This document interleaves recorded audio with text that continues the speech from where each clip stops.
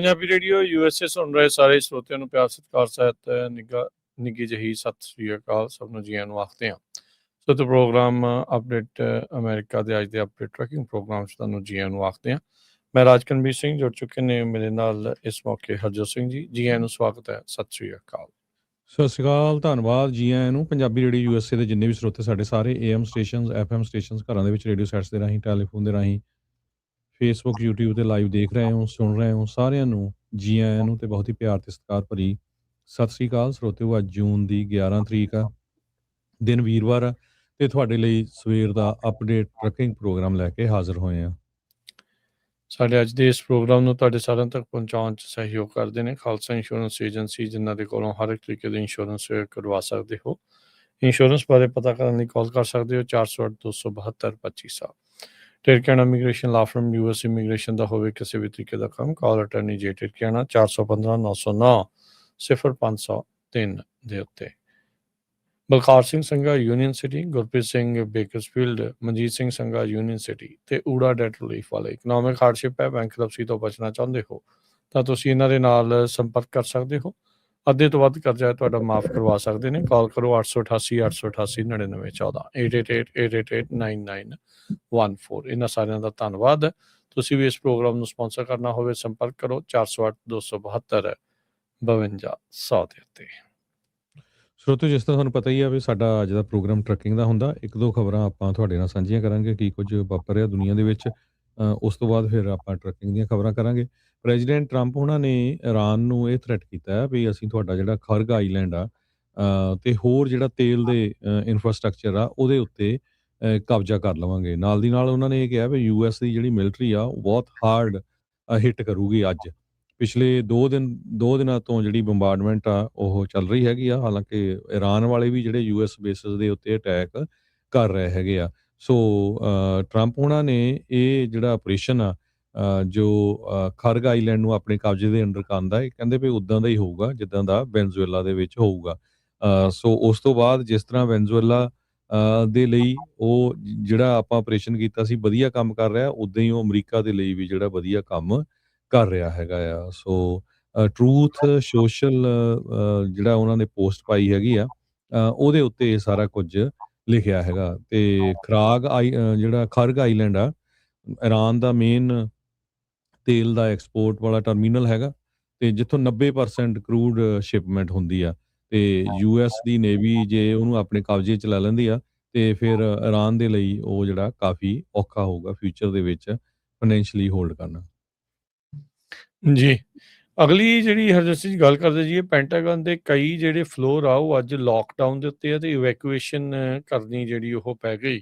ਪਹਿਲਾਂ ਇਸ ਨੂੰ ਹੈਜ਼ਰਡਸ ਮਟੀਰੀਅਲ ਇੰਸੀਡੈਂਟ ਦੇ ਤੌਰ ਦੇ ਉੱਤੇ ਦੇਖਿਆ ਗਿਆ ਆ, ਪਰ ਹੁਣ ਜਿੱਦਾਂ CNN ਵਾਲੇ ਰਿਪੋਰਟ ਕਰ ਰਹੇ ਆ ਕਹਿੰਦੇ ਵੀ ਇੱਕ ਫਾਲਸ ਅਲਾਰਮ ਸੀਗਾ।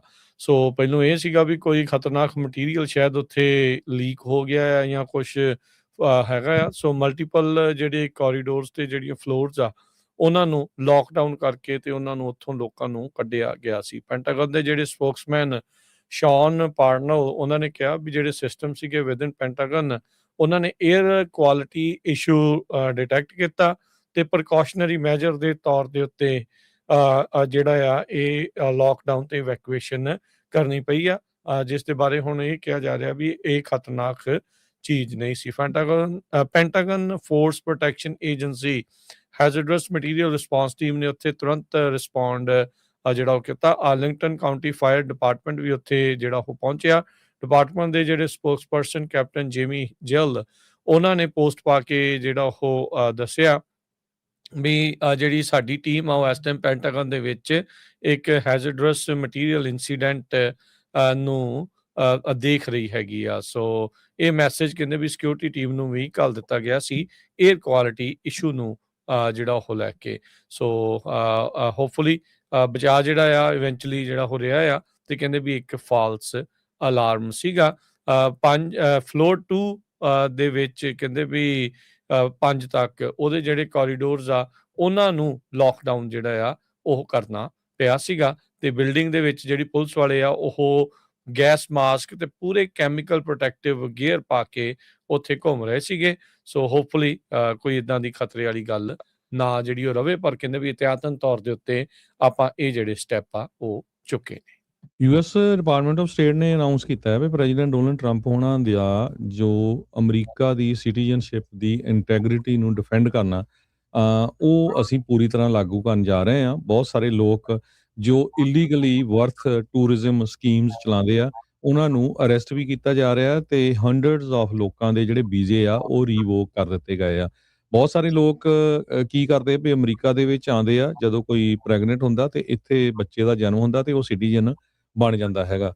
ਸੋ ਗਲੋਬਲੀ ਕ੍ਰੈਕਡਾਊਨ ਕੀਤਾ ਗਿਆ ਹੈਗਾ। ਸਾਊਥ ਅਫਰੀਕਾ ਦੇ ਵਿੱਚ ਵੀ, ਚਾਈਨਾ, ਇੰਡੀਆ, ਹੋਰ ਬਹੁਤ ਸਾਰੇ ਮੁਲਕਾਂ 'ਚ ਜਿਹੜੇ ਅਮਰੀਕਾ ਦੇ ਵਿੱਚ ਕਈ ਡਾਕਟਰਸ ਦੇ ਨਾਲ ਰਲ ਕੇ ਇਹ ਜਿਹੜਾ ਰੈਕਟ ਆ ਪੂਰਾ ਚਲਾਉਂਦੇ ਸੀ। 600 ਤੋਂ ਵੱਧ ਲੋਕਾਂ ਦੇ ਜਿਹੜੇ ਵੀਜ਼ੇ ਆ ਉਹ ਰੀਵੋਕ ਵੀ ਕਰ ਲਏ ਹੈਗੇ ਆ। ਕਹਿੰਦੇ ਵੀ ਯੂਐਸ ਦਾ ਵੀਜ਼ਾ ਪ੍ਰਿਵਿਲੇਜ ਆ, ਰਾਈਟ ਨਹੀਂ ਹੈ ਤੁਹਾਡਾ। ਇਹ ਯੂਐਸ ਦੀ ਜਿਹੜੀ ਗਵਰਨਮੈਂਟ ਡਿਪਾਰਟਮੈਂਟ ਆਫ ਸਟੇਟ ਆ ਉਹ ਕਹਿ ਰਹੀ ਹੈਗੀ ਆ। ਸੋ ਬਰਥ ਟੂਰਿਜ਼ਮ ਹਾਲਾਂਕਿ ਇਲੀਗਲ ਤਾਂ ਨਹੀਂ ਹੈ, ਪਰ ਕਹਿੰਦੇ ਭਈ ਇਹ ਜਾਣ ਬੁੱਝ ਕੇ ਜਦੋਂ ਕੋਈ ਇਹ ਸੋਚਦਾ ਆ ਵੀ ਸਾਡੇ ਨਿਆਣੇ ਦਾ ਜਨਮ ਜਿਹੜਾ ਆ ਉਹ ਅਮਰੀਕਾ 'ਚ ਹੋਊਗਾ, ਅਸੀਂ ਵਿਜ਼ਿਟਰ ਵੀਜ਼ਾ ਲੈ ਕੇ ਚੱਲ ਜਾਂਗੇ ਤੇ ਉਹ ਅਸੀਂ ਕਹਿੰਦੇ ਹੋਣ ਨਹੀਂ ਦੇਵਾਂਗੇ। ਸੋ ਉਹਦੇ ਕਰਕੇ 600 ਤੋਂ ਵੱਧ ਲੋਕਾਂ ਦੇ ਵੀਜ਼ੇ ਆਲਰੇਡੀ ਰਿਵੋਕ ਕਰ ਲਏ ਗਏ ਹੈਗੇ ਆ। ਜੀ ਇੱਕ ਹੋਰ ਖਬਰ ਤੇ ਫਿਰ ਆਪਾਂ ਟਰੈਕਿੰਗ ਵੱਲ, ਰਮਨ ਜੀ ਇੰਤਜ਼ਾਰ ਦੇ ਵਿੱਚ ਆ, ਉਹ ਵੀ ਪਹੁੰਚ ਚੁੱਕੇ ਆ ਸਟੂਡੀਓ 'ਚ, ਉਹਨਾਂ ਨੂੰ ਵੀ ਆਪਾਂ ਜੀ ਆਇਆਂ ਨੂੰ ਆਖਾਂਗੇ। ਯੂਐਸ ਦਾ ਜਿਹੜਾ ਡਿਫੈਂਸ ਮਿਨਿਸਟਰ ਆ ਉਸਨੇ ਅਸਤੀਫਾ ਦੇ ਦਿੱਤਾ ਆ। ਜਿਹੜਾ ਉੱਥੇ ਦਾ ਪ੍ਰਾਈਮ ਮਿਨਿਸਟਰ ਸਟਾਰਮਰ ਆ, ਉਹਦੇ ਵਿੱਚ ਉਹਦੇ ਲਈ ਇੱਕ ਕਾਫੀ ਵੱਡੀ ਲੀਡਰਸ਼ਿਪ ਦਾ ਜਿਹੜਾ ਕ੍ਰਾਈਸਿਸ ਆ ਉਹ ਹੁਣ ਸਾਹਮਣੇ ਆ ਚੁੱਕਾ ਆ। ਡਿਫੈਂਸ ਸਕੱਤਰ ਬ੍ਰਿਟੇਨ ਦੇ ਜੌਨ ਹੀਲੀ, ਉਹਨਾਂ ਨੇ ਕਹਿੰਦੇ ਵੀ ਅਸਤੀਫਾ ਦੇ ਦਿੱਤਾ ਆ। ਕਹਿੰਦੇ ਵੀ ਮਿਲਟਰੀ ਸਪੈਂਡਿੰਗ ਨੂੰ ਲੈ ਕੇ ਡਿਸਪਿਊਟ ਚੱਲ ਰਿਹਾ ਸੀ ਤੇ ਇਹਨਾਂ ਨੇ ਦੋਸ਼ ਲਾਏ ਆ ਮੌਜੂਦਾ ਪ੍ਰਾਈਮ ਮਿਨਿਸਟਰ ਕੇਰ ਸਟਾਰਮਰ ਦੇ ਉੱਤੇ ਵੀ ਕਹਿੰਦੇ ਵੀ ਜਿਹੜੇ ਰਿਸੋਰਸਿਸ ਦੇ ਲਈ ਤੁਸੀਂ ਕਮਿਟ ਕੀਤਾ ਸੀਗਾ, ਵਚਨ ਦਿੱਤਾ ਸੀਗਾ, ਉਹਦੇ ਵਿੱਚ ਤੁਸੀਂ ਆਪਣੇ ਵਚਨ ਨੂੰ ਪੂਰਾ ਨਹੀਂ ਕਰ ਰਹੇ ਹੈਗੇ। ਕਹਿੰਦੇ ਵੀ ਮੁਲਕ ਦੇ ਵਿੱਚ ਇਸ ਟਾਈਮ ਖਤਰੇ ਵਧੇ ਹੋਏ ਆ ਤੇ ਜਿਹੜੇ ਰਿਸੋਰਸਿਸ ਚਾਹੀਦੇ ਇਹਨਾਂ ਖਤਰਿਆਂ ਨੂੰ ਨਜਿੱਠਣ ਦੇ ਲਈ ਜਾਂ ਇਹਨਾਂ ਨੂੰ ਟਾਲਣ ਦੇ ਲਈ, ਉਹ ਜਿਹੜੇ ਰਿਸੋਰਸਿਸ ਆ ਤੁਸੀਂ ਸਾਡੇ ਤੱਕ ਪੂਰੀ ਤਰ੍ਹਾਂ ਪ੍ਰਦਾਨ ਨਹੀਂ ਕਰ ਰਹੇ ਹੈਗੇ। ਸੋ ਇਹਦੇ ਚੱਲਦਿਆਂ ਇਹਨਾਂ ਨੇ ਜਿਹੜਾ ਹੁਣ ਅਸਤੀਫਾ ਡਿਫੈਂਸ ਮਿਨਿਸਟਰ ਜੌਨ ਹੀਲੀ ਨੇ ਜਿਹੜਾ ਉਹ ਦੇ ਦਿੱਤਾ ਆ, ਉਸਨੇ ਕੁਇਟ ਕਰ ਦਿੱਤਾ ਆ। ਤੇ ਹੀਲੀ ਕਹਿੰਦੇ ਵੀ ਉੱਥੋਂ ਦੀ ਜਿਹੜੀ ਫਾਈਨੈਂਸ ਮਿਨਿਸਟਰ ਤੇ ਜਿਹੜੇ ਪ੍ਰਾਈਮ ਮਿਨਿਸਟਰ ਸਟਾਰਮਰ ਤੇ ਰੇਚਲ ਰੀਵਜ਼ ਇਹਦੇ ਨਾਲ ਕਈ ਮਹੀਨਿਆਂ ਤੋਂ ਲਗਾਤਾਰ ਗੱਲ ਕਰ ਰਹੇ ਸੀ ਮਿਲਟਰੀ ਸਪੈਂਡਿੰਗ ਨੂੰ ਵਾਧਾ ਜਿਹੜਾ ਉਹ ਕਰਨ ਦੇ ਲਈ। ਬ੍ਰਿਟੇਨ ਡਿਫੈਂਸ ਇਨਵੈਸਟਮੈਂਟ ਪਲਾਨ ਨੂੰ ਲਗਾਤਾਰ ਜਿਹੜੇ ਕਹਿੰਦੇ ਵੀ ਉਹ ਡਿਲੇ ਹੋ ਰਿਹਾ ਸੀ ਤੇ ਉਹਦੇ ਕਰਕੇ ਕਹਿੰਦੇ ਵੀ ਇਹ ਹੁਣ ਜੇ ਤੁਸੀਂ ਇਹ ਕੰਮ ਕਰਨਾ ਹੀ ਨਹੀਂ ਤਾਂ ਫਿਰ ਮੈਂ ਵੀ ਜਿਹੜਾ ਆ ਉਹ ਡਿਫੈਂਸ ਮਿਨਿਸਟਰ ਨਹੀਂ ਰਹਿਣਾ, ਤੇ ਉਹਨਾਂ ਨੇ ਹੁਣ ਅਸਤੀਫਾ ਦੇ ਦਿੱਤਾ ਆ। ਜੀ ਤੇ ਹੁਣ ਆਪਾਂ ਰਮਨ ਜੀ ਜੁੜੇ ਹੋਏ ਆ ਜੀ, ਰਮਨ ਜੀ ਨੂੰ ਆਪਾਂ ਜੀ ਆਇਆਂ ਨੂੰ ਆਖਦੇ ਹਾਂ। ਹਾਂਜੀ ਰਮਨ ਜੀ, ਜੀ ਆਇਆਂ ਨੂੰ, ਸਵਾਗਤ ਹੈ, ਸਤਿ ਸ਼੍ਰੀ ਅਕਾਲ ਜੀ।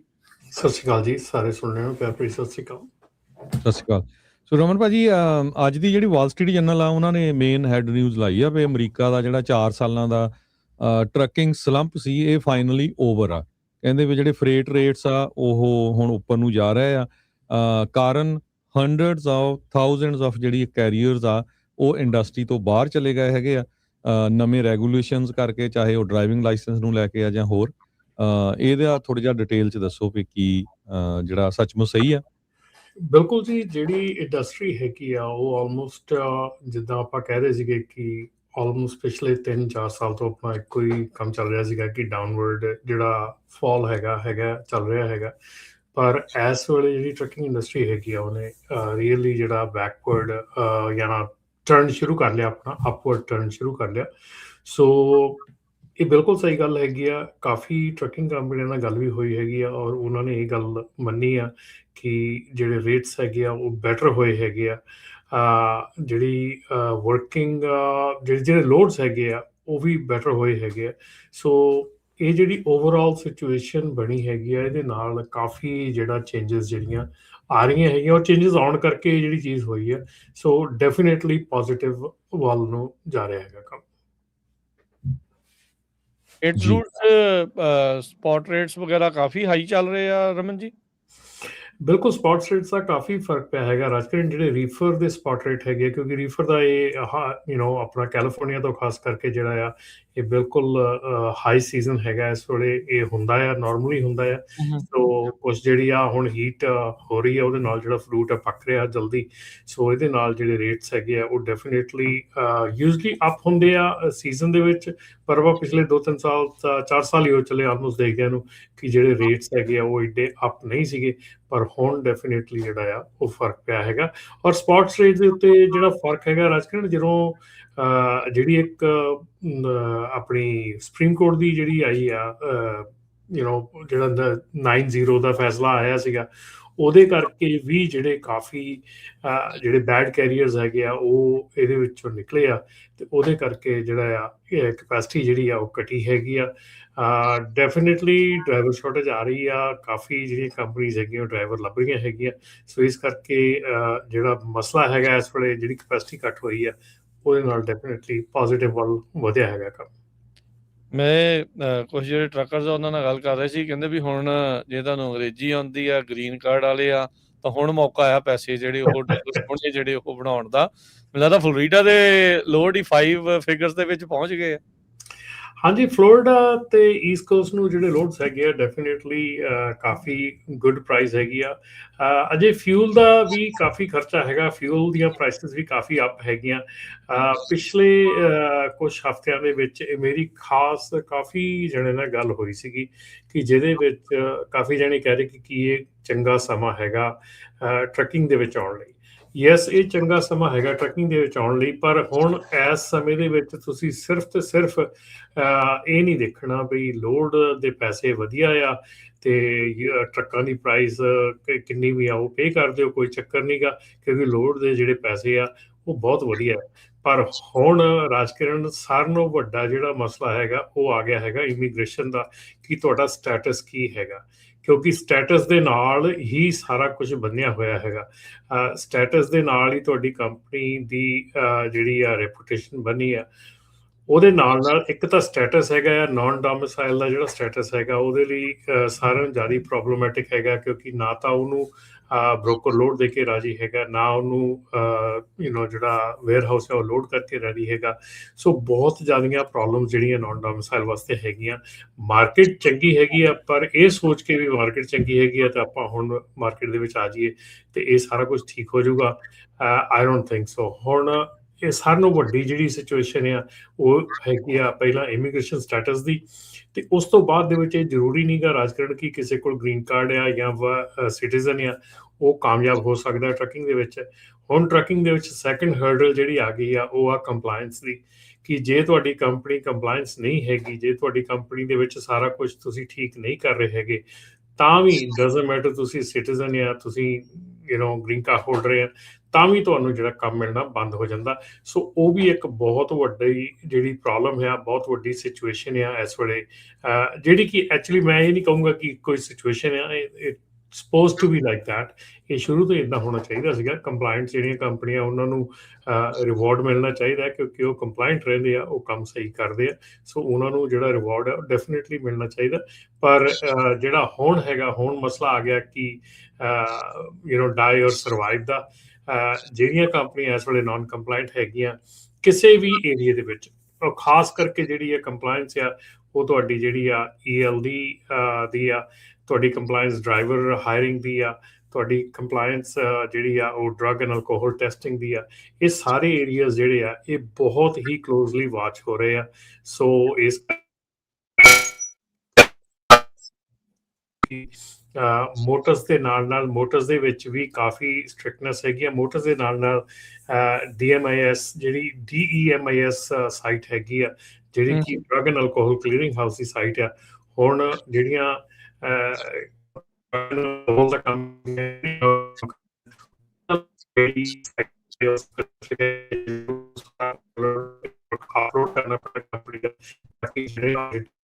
ਰਮਨ ਜੀ, ਤੁਹਾਡਾ ਇੰਟਰਨੈਟ ਦੀ ਪ੍ਰੋਬਲਮ ਚੱਲ ਰਹੀ, ਲੱਗਦਾ ਆਵਾਜ਼ ਕਲੀਅਰ ਨਹੀਂ ਆ ਰਹੀ। ਤੇ ਐ ਲੱਗ ਗਿਆ ਸੀ ਵਿੱਚ ਸਤਾਰ ਵਜਾਉਣ ਲੱਗ ਗਏ ਆ, ਮੈਨੂੰ ਤਾਂ ਇਦਾਂ ਲੱਗਦਾ। ਨਹੀਂ ਹੁਣ ਕਿਸ ਤਰ੍ਹਾਂ ਹੈਗੀ ਆ? ਹਾਂਜੀ, ਠੀਕ ਹੈ ਸਰੋਤਿਓ, ਤੁਹਾਡਾ ਵੀ ਜੇ ਕੋਈ ਕੁਐਸਚਨ ਆ ਤੇ ਤੁਸੀਂ ਕਾਲ ਕਰ ਸਕਦੇ ਹੋ। ਸਾਡਾ ਟੈਲੀਫੋਨ ਨੰਬਰ ਹੈਗਾ 408 272 5200 4082725200। ਤੁਹਾਡਾ ਕੋਈ ਕੁਐਸਚਨ ਹੈਗਾ ਟਰੱਕਿੰਗ ਬਿਜ਼ਨਸ ਨਾਲ ਰਿਲੇਟਡ ਤੇ ਤੁਹਾਨੂੰ ਜਿਹੜਾ ਕੋਸ਼ਿਸ਼ ਕਰਾਂਗੇ ਆਪਾਂ ਆਨਸਰ ਦੇ ਸਕੀਏ। ਕਾਲ ਕਰ ਸਕਦੇ ਹੋ ਰਾਈਟ ਨਾਓ। ਸਾਡਾ 10 ਵਜੇ ਤੱਕ ਜਿਹੜਾ ਇਹ ਸ਼ੋਅ ਆ ਉਹ ਚੱਲਣਾ ਹੈਗਾ ਜੀ। ਬਿਲਕੁਲ ਨੰਬਰ ਹੈ 408 ਜੀ। ਹਾਂਜੀ ਸਤਾਰ ਰਾਤੀ ਸਾਈਡ ਤੇ ਹੁਣ ਕਰੋ ਗੱਲ ਅੱਗੇ। ਹਾਂਜੀ ਸਤਾਰ ਰਾਤੀ ਸਾਈਡ ਤੇ ਰਾਜਕਰਨ ਜਿਹੜਾ ਇੱਕ ਟੈਕਸਸ ਸੁਪਰੀਮ ਕੋਰਟ ਨੇ ਜਿਹੜਾ ਇੱਕ ਡਿਸੀਜਨ ਦਿੱਤਾ ਹੈਗਾ ਟਰੱਕ ਕ੍ਰੈਸ਼ ਦੇ ਕੇਸ ਦੇ ਵਿੱਚ, ਜਿਹਦੇ ਵਿੱਚ ਕਿ ਸ਼ਿਪਰ ਦੀ ਲਾਇਬਿਲਿਟੀ ਜਿਹੜੀ ਆ ਉਹਦੇ ਉੱਤੇ ਲਿਮਿਟ ਲਾਤੀ ਹੈਗੀ ਆ। ਇਹ ਬੜਾ ਵੱਡਾ ਡਿਸੀਜਨ ਆਇਆ ਹੈਗਾ, ਜਿਹਦੇ ਵਿੱਚ ਕਿ ਆਪਾਂ ਹੁਣੇ ਗੱਲ ਕੀਤੀ ਸੀ ਕਿ ਬ੍ਰੋਕਰ ਦੀ ਲਾਇਬਿਲਿਟੀ ਦੇ ਉੱਤੇ ਕੁਐਸਚਨ ਮਾਰਕ ਹੋ ਗਿਆ। ਬ੍ਰੋਕਰ ਦੀ ਜਿਹੜੀ ਲਾਇਬਿਲਿਟੀ ਆ ਉਹ ਅਕਾਊਂਟੇਬਿਲਿਟੀ ਆ ਉਹ ਕਰ ਦਿੱਤੀ ਗਈ ਆ ਉਹਦੇ ਵਿੱਚ। ਸੋ ਜਿਹੜਾ ਸ਼ਿਪਰ ਹੈਗਾ ਉਹਦੀ ਲਾਇਬਿਲਿਟੀ ਤੇ ਕੁਐਸਚਨ ਸੀਗਾ, ਉੱਤੇ ਕਲੈਰਿਟੀ ਨਹੀਂ ਸੀਗੀ। ਜਿਹੜੀ ਟੈਕਸਸ ਸੁਪਰੀਮ ਕੋਰਟ ਹੈਗੀ ਆ ਉਹਨਾਂ ਨੇ ਵਰਨਰ ਦੇ ਨਾਲ ਐਕਸੀਡੈਂਟ ਹੋਇਆ ਸੀ ਮੋਟਰਸਾਈਕਲ ਦਾ, ਜਿਹਦੇ ਵਿੱਚ ਕਿ ਇਹ ਕੇਸ ਦਾ ਫੈਸਲਾ ਆਇਆ ਹੈਗਾ, ਜਿਹਦੇ ਵਿੱਚ ਕਿ ਕੋਰਟ ਨੇ ਸਾਈਡ ਕੀਤਾ ਹੈਗਾ ਵਰਨਰ ਦੇ ਨਾਲ। ਵਰਨਰ ਨੇ ਇਹ ਕਿਹਾ ਸੀਗਾ ਕਿ ਅਸੀਂ ਡਰਾਈਵਰ ਨੂੰ ਡਾਇਰੈਕਟਲੀ ਕੰਟਰੋਲ ਨਹੀਂ ਕਰਦੇ ਹੈਗੇ, ਸੌਰੀ ਆਪਣੇ ਹੋਮ ਡੀਪੂ ਨੇ। ਹੋਮ ਡੀਪੂ ਤੇ ਵਰਨਰ ਦਾ ਟਰੱਕ ਸੀਗਾ ਤੇ ਮੋਟਰਸਾਈਕਲ ਦਾ ਐਕਸੀਡੈਂਟ ਸੀਗਾ। ਸੋ ਜਿਹੜਾ ਐਕਸੀਡੈਂਟ ਦੇ ਵਿੱਚ ਜਿਹੜੇ ਇਨਸਾਨ ਦੀ ਜਾਨ ਗਈ, ਉਹਨਾਂ ਦੀ ਫੈਮਿਲੀ ਨੇ ਜਿਹੜਾ ਕੇਸ ਕੀਤਾ ਸੀਗਾ ਉਹਦੇ ਵਿੱਚ ਉਹਨਾਂ ਨੇ ਹੋਮ ਡੀਪੂ ਨੂੰ ਵੀ ਲਪੇਟਿਆ ਸੀਗਾ। ਸੋ ਹੋਮ ਡੀਪੂ ਵੱਲੋਂ ਇਹ ਚੀਜ਼ ਕਹੀ ਗਈ ਆ ਕਿ ਜਿਹੜਾ ਲੋਡ ਸੀਗਾ ਉਹ ਇੱਕ ਨਾਰਮਲ ਕਮੋਡਿਟੀ ਸੀ ਜਿਹੜੀ ਟਰੱਕ ਦੇ ਵਿੱਚ ਸੀਗੀ, ਜਿਹਦੇ ਵਿੱਚ ਕਿ ਕੋਈ ਹੈਜ਼ਰਡਸ ਚੀਜ਼ ਨਹੀਂ ਸੀ ਜਾਂ ਉਹ ਕੋਈ ਹੈਜ਼ਰਡ ਨਹੀਂ ਸੀਗਾ ਰੋਡ ਦੇ ਲਈ। ਔਰ ਜਿਹੜਾ ਟਰੱਕ ਡਰਾਈਵਰ ਹੈਗਾ ਉਹ ਵਰਨਰ ਦੀ ਰਿਸਪੌਂਸਿਬਿਲਿਟੀ ਹੈਗੀ ਆ, ਉਹ ਅਸੀਂ ਉਹਦੇ ਵਿੱਚ ਕੋਈ ਡਾਇਰੈਕਟਲੀ ਨਾ ਤਾਂ ਉਹਨੂੰ ਹਾਇਰ ਕੀਤਾ, ਨਾ ਉਹਨੂੰ ਅਸੀਂ ਕੰਟਰੋਲ ਕਰਦੇ ਹਾਂ, ਨਾ ਟਰੱਕ ਨੂੰ ਨਾ ਡਰਾਈਵਰ ਨੂੰ। ਸੋ ਇਹਦੇ ਵਿੱਚ ਜਿਹੜੀ ਟੈਕਸਸ ਦੀ ਕੋਰਟ ਹੈਗੀ ਆ ਉਹਨੇ ਕਲੀਅਰਲੀ ਹੋਮ ਡੀਪੂ ਨੂੰ ਇਸ ਲਾਸੂਟ ਤੋਂ ਕਲੀਅਰ ਕਰ ਦਿੱਤਾ ਕਿ ਹੋਮ ਡੀਪੂ ਦੀ ਲਾਇਬਿਲਿਟੀ ਜਿਹੜੀ ਨਹੀਂ ਬਣਦੀ ਹੈਗੀ, ਕਿਉਂਕਿ ਹੋਮ ਡੀਪੂ ਦੇ ਜਿਹੜਾ ਪ੍ਰੋਡਕਟ ਹੈਗਾ ਉਹ ਕਿਸੇ ਵੀ ਕਿਸਮ ਦੇ ਨਾਲ ਰੋਡ ਦੇ ਲਈ ਹੈਜ਼ਰਡ ਨਹੀਂ ਹੈਗਾ।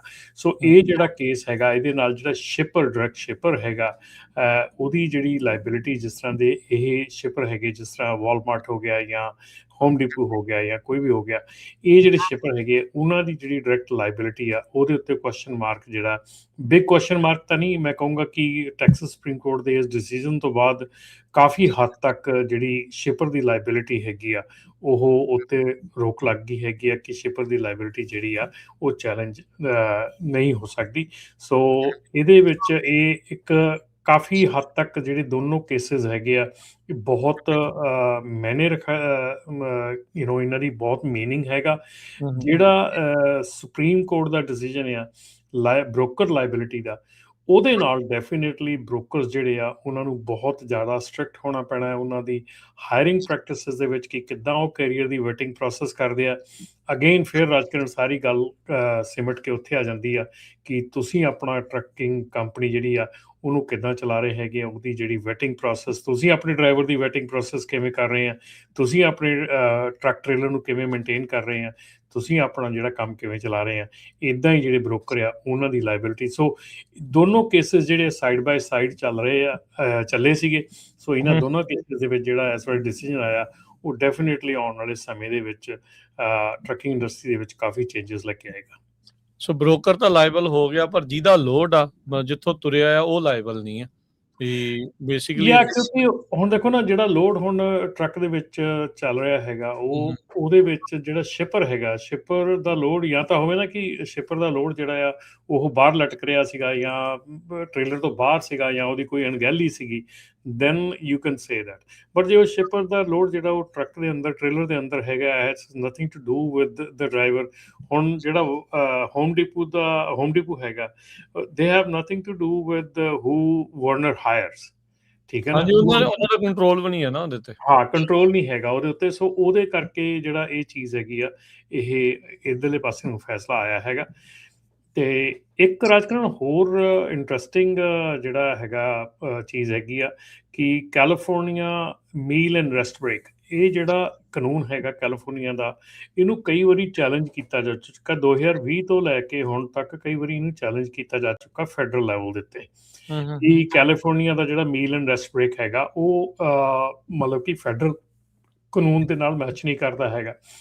ਜਿਹੜਾ ਕੈਲੀਫੋਰਨੀਆ ਦਾ ਮੀਲ ਐਂਡ ਰੈਸਟ ਬ੍ਰੇਕ ਹੈਗਾ ਕਿ ਉਹ ਜਨਰਲੀ ਇਹ ਕਹਿੰਦਾ ਆ ਕਿ ਜਿਹੜੇ ਇੰਪਲੋਇਰ ਹੈਗਾ ਉਹਨਾਂ ਨੂੰ ਇੰਪਲੋਈਜ਼ ਨੂੰ 30 ਮਿੰਟ ਦੀ ਬ੍ਰੇਕ ਦੇਣੀ ਪੈਂਦੀ ਹੈ ਐਵਰੀ 5 ਆਵਰਸ ਜਾਂ 10 ਮਿੰਟ ਦੀ ਬ੍ਰੇਕ ਦੇਣੀ ਪੈਂਦੀ ਹੈ ਐਵਰੀ 4 ਆਵਰ ਪੀਰੀਅਡ। ਠੀਕ ਹੈ, ਸੋ ਇਹ ਹੁਣ ਜਿਹੜਾ ਡਿਸੀਜਨ ਜਿਹੜੇ ਹੁਣ ਨੇਸ਼ਨ ਵਾਈਡ ਟਰੱਕਸ ਆਉਂਦੇ ਆ ਜਾਂ ਦੂਜੀਆਂ ਸਟੇਟਸ ਤੋਂ ਟਰੱਕ ਆਉਂਦੇ ਆ ਉਹਨਾਂ ਨੂੰ, ਕਿਉਂਕਿ ਉਹ ਕੈਲੀਫੋਰਨੀਆ ਚੋਂ ਕ੍ਰਾਸ ਕਰ ਰਹੇ ਆ, ਜਿਹੜੇ ਕੈਲੀਫੋਰਨੀਆ ਦੇ ਟਰੱਕ ਹੈਗੇ ਉਹ ਵੀ ਜਿਹੜੇ ਕੈਲੀਫੋਰਨੀਆ ਦੇ ਰੈਜ਼ੀਡੈਂਟਸ ਹੈਗੇ ਉਹਨਾਂ ਦੇ ਲਈ ਤਾਂ ਹੈ ਹੀ ਹੈ, ਪਰ ਇਹ ਜਿਹੜਾ ਕਾਨੂੰਨ ਹੈਗਾ ਇਹ ਇੱਕ ਤਰੀਕੇ ਦੇ ਨਾਲ ਕਿਹਾ ਜਾ ਰਿਹਾ ਕਿ ਜਿਹੜਾ ਟਰੱਕਿੰਗ ਇੰਡਸਟਰੀ ਹੈ ਉਹਦੇ ਵੱਲੋਂ ਕਿਹਾ ਜਾ ਰਿਹਾ ਕਿ ਇੱਥੇ ਟਰੱਕਿੰਗ ਦੇ ਨਾਲ ਇਹ ਇੰਟਰਫੇਰੈਂਸ ਹੈ, ਟਰੱਕ ਡਰਾਈਵਰ ਦੀ ਰੋਜ਼ਮਰਾ ਜ਼ਿੰਦਗੀ ਦੇ ਨਾਲ ਇੰਟਰਫੇਰੈਂਸ ਹੈ ਕਿ ਬਾਰ-ਬਾਰ ਟਰੱਕ ਨੂੰ ਰੋਕਿਆ ਜਾ ਰਿਹਾ, 10 ਮਿੰਟ ਬ੍ਰੇਕ ਲਈ, ਹਾਫ ਐਨ ਆਵਰ ਬ੍ਰੇਕ ਲਈ ਰੋਕਿਆ ਜਾ ਰਿਹਾ।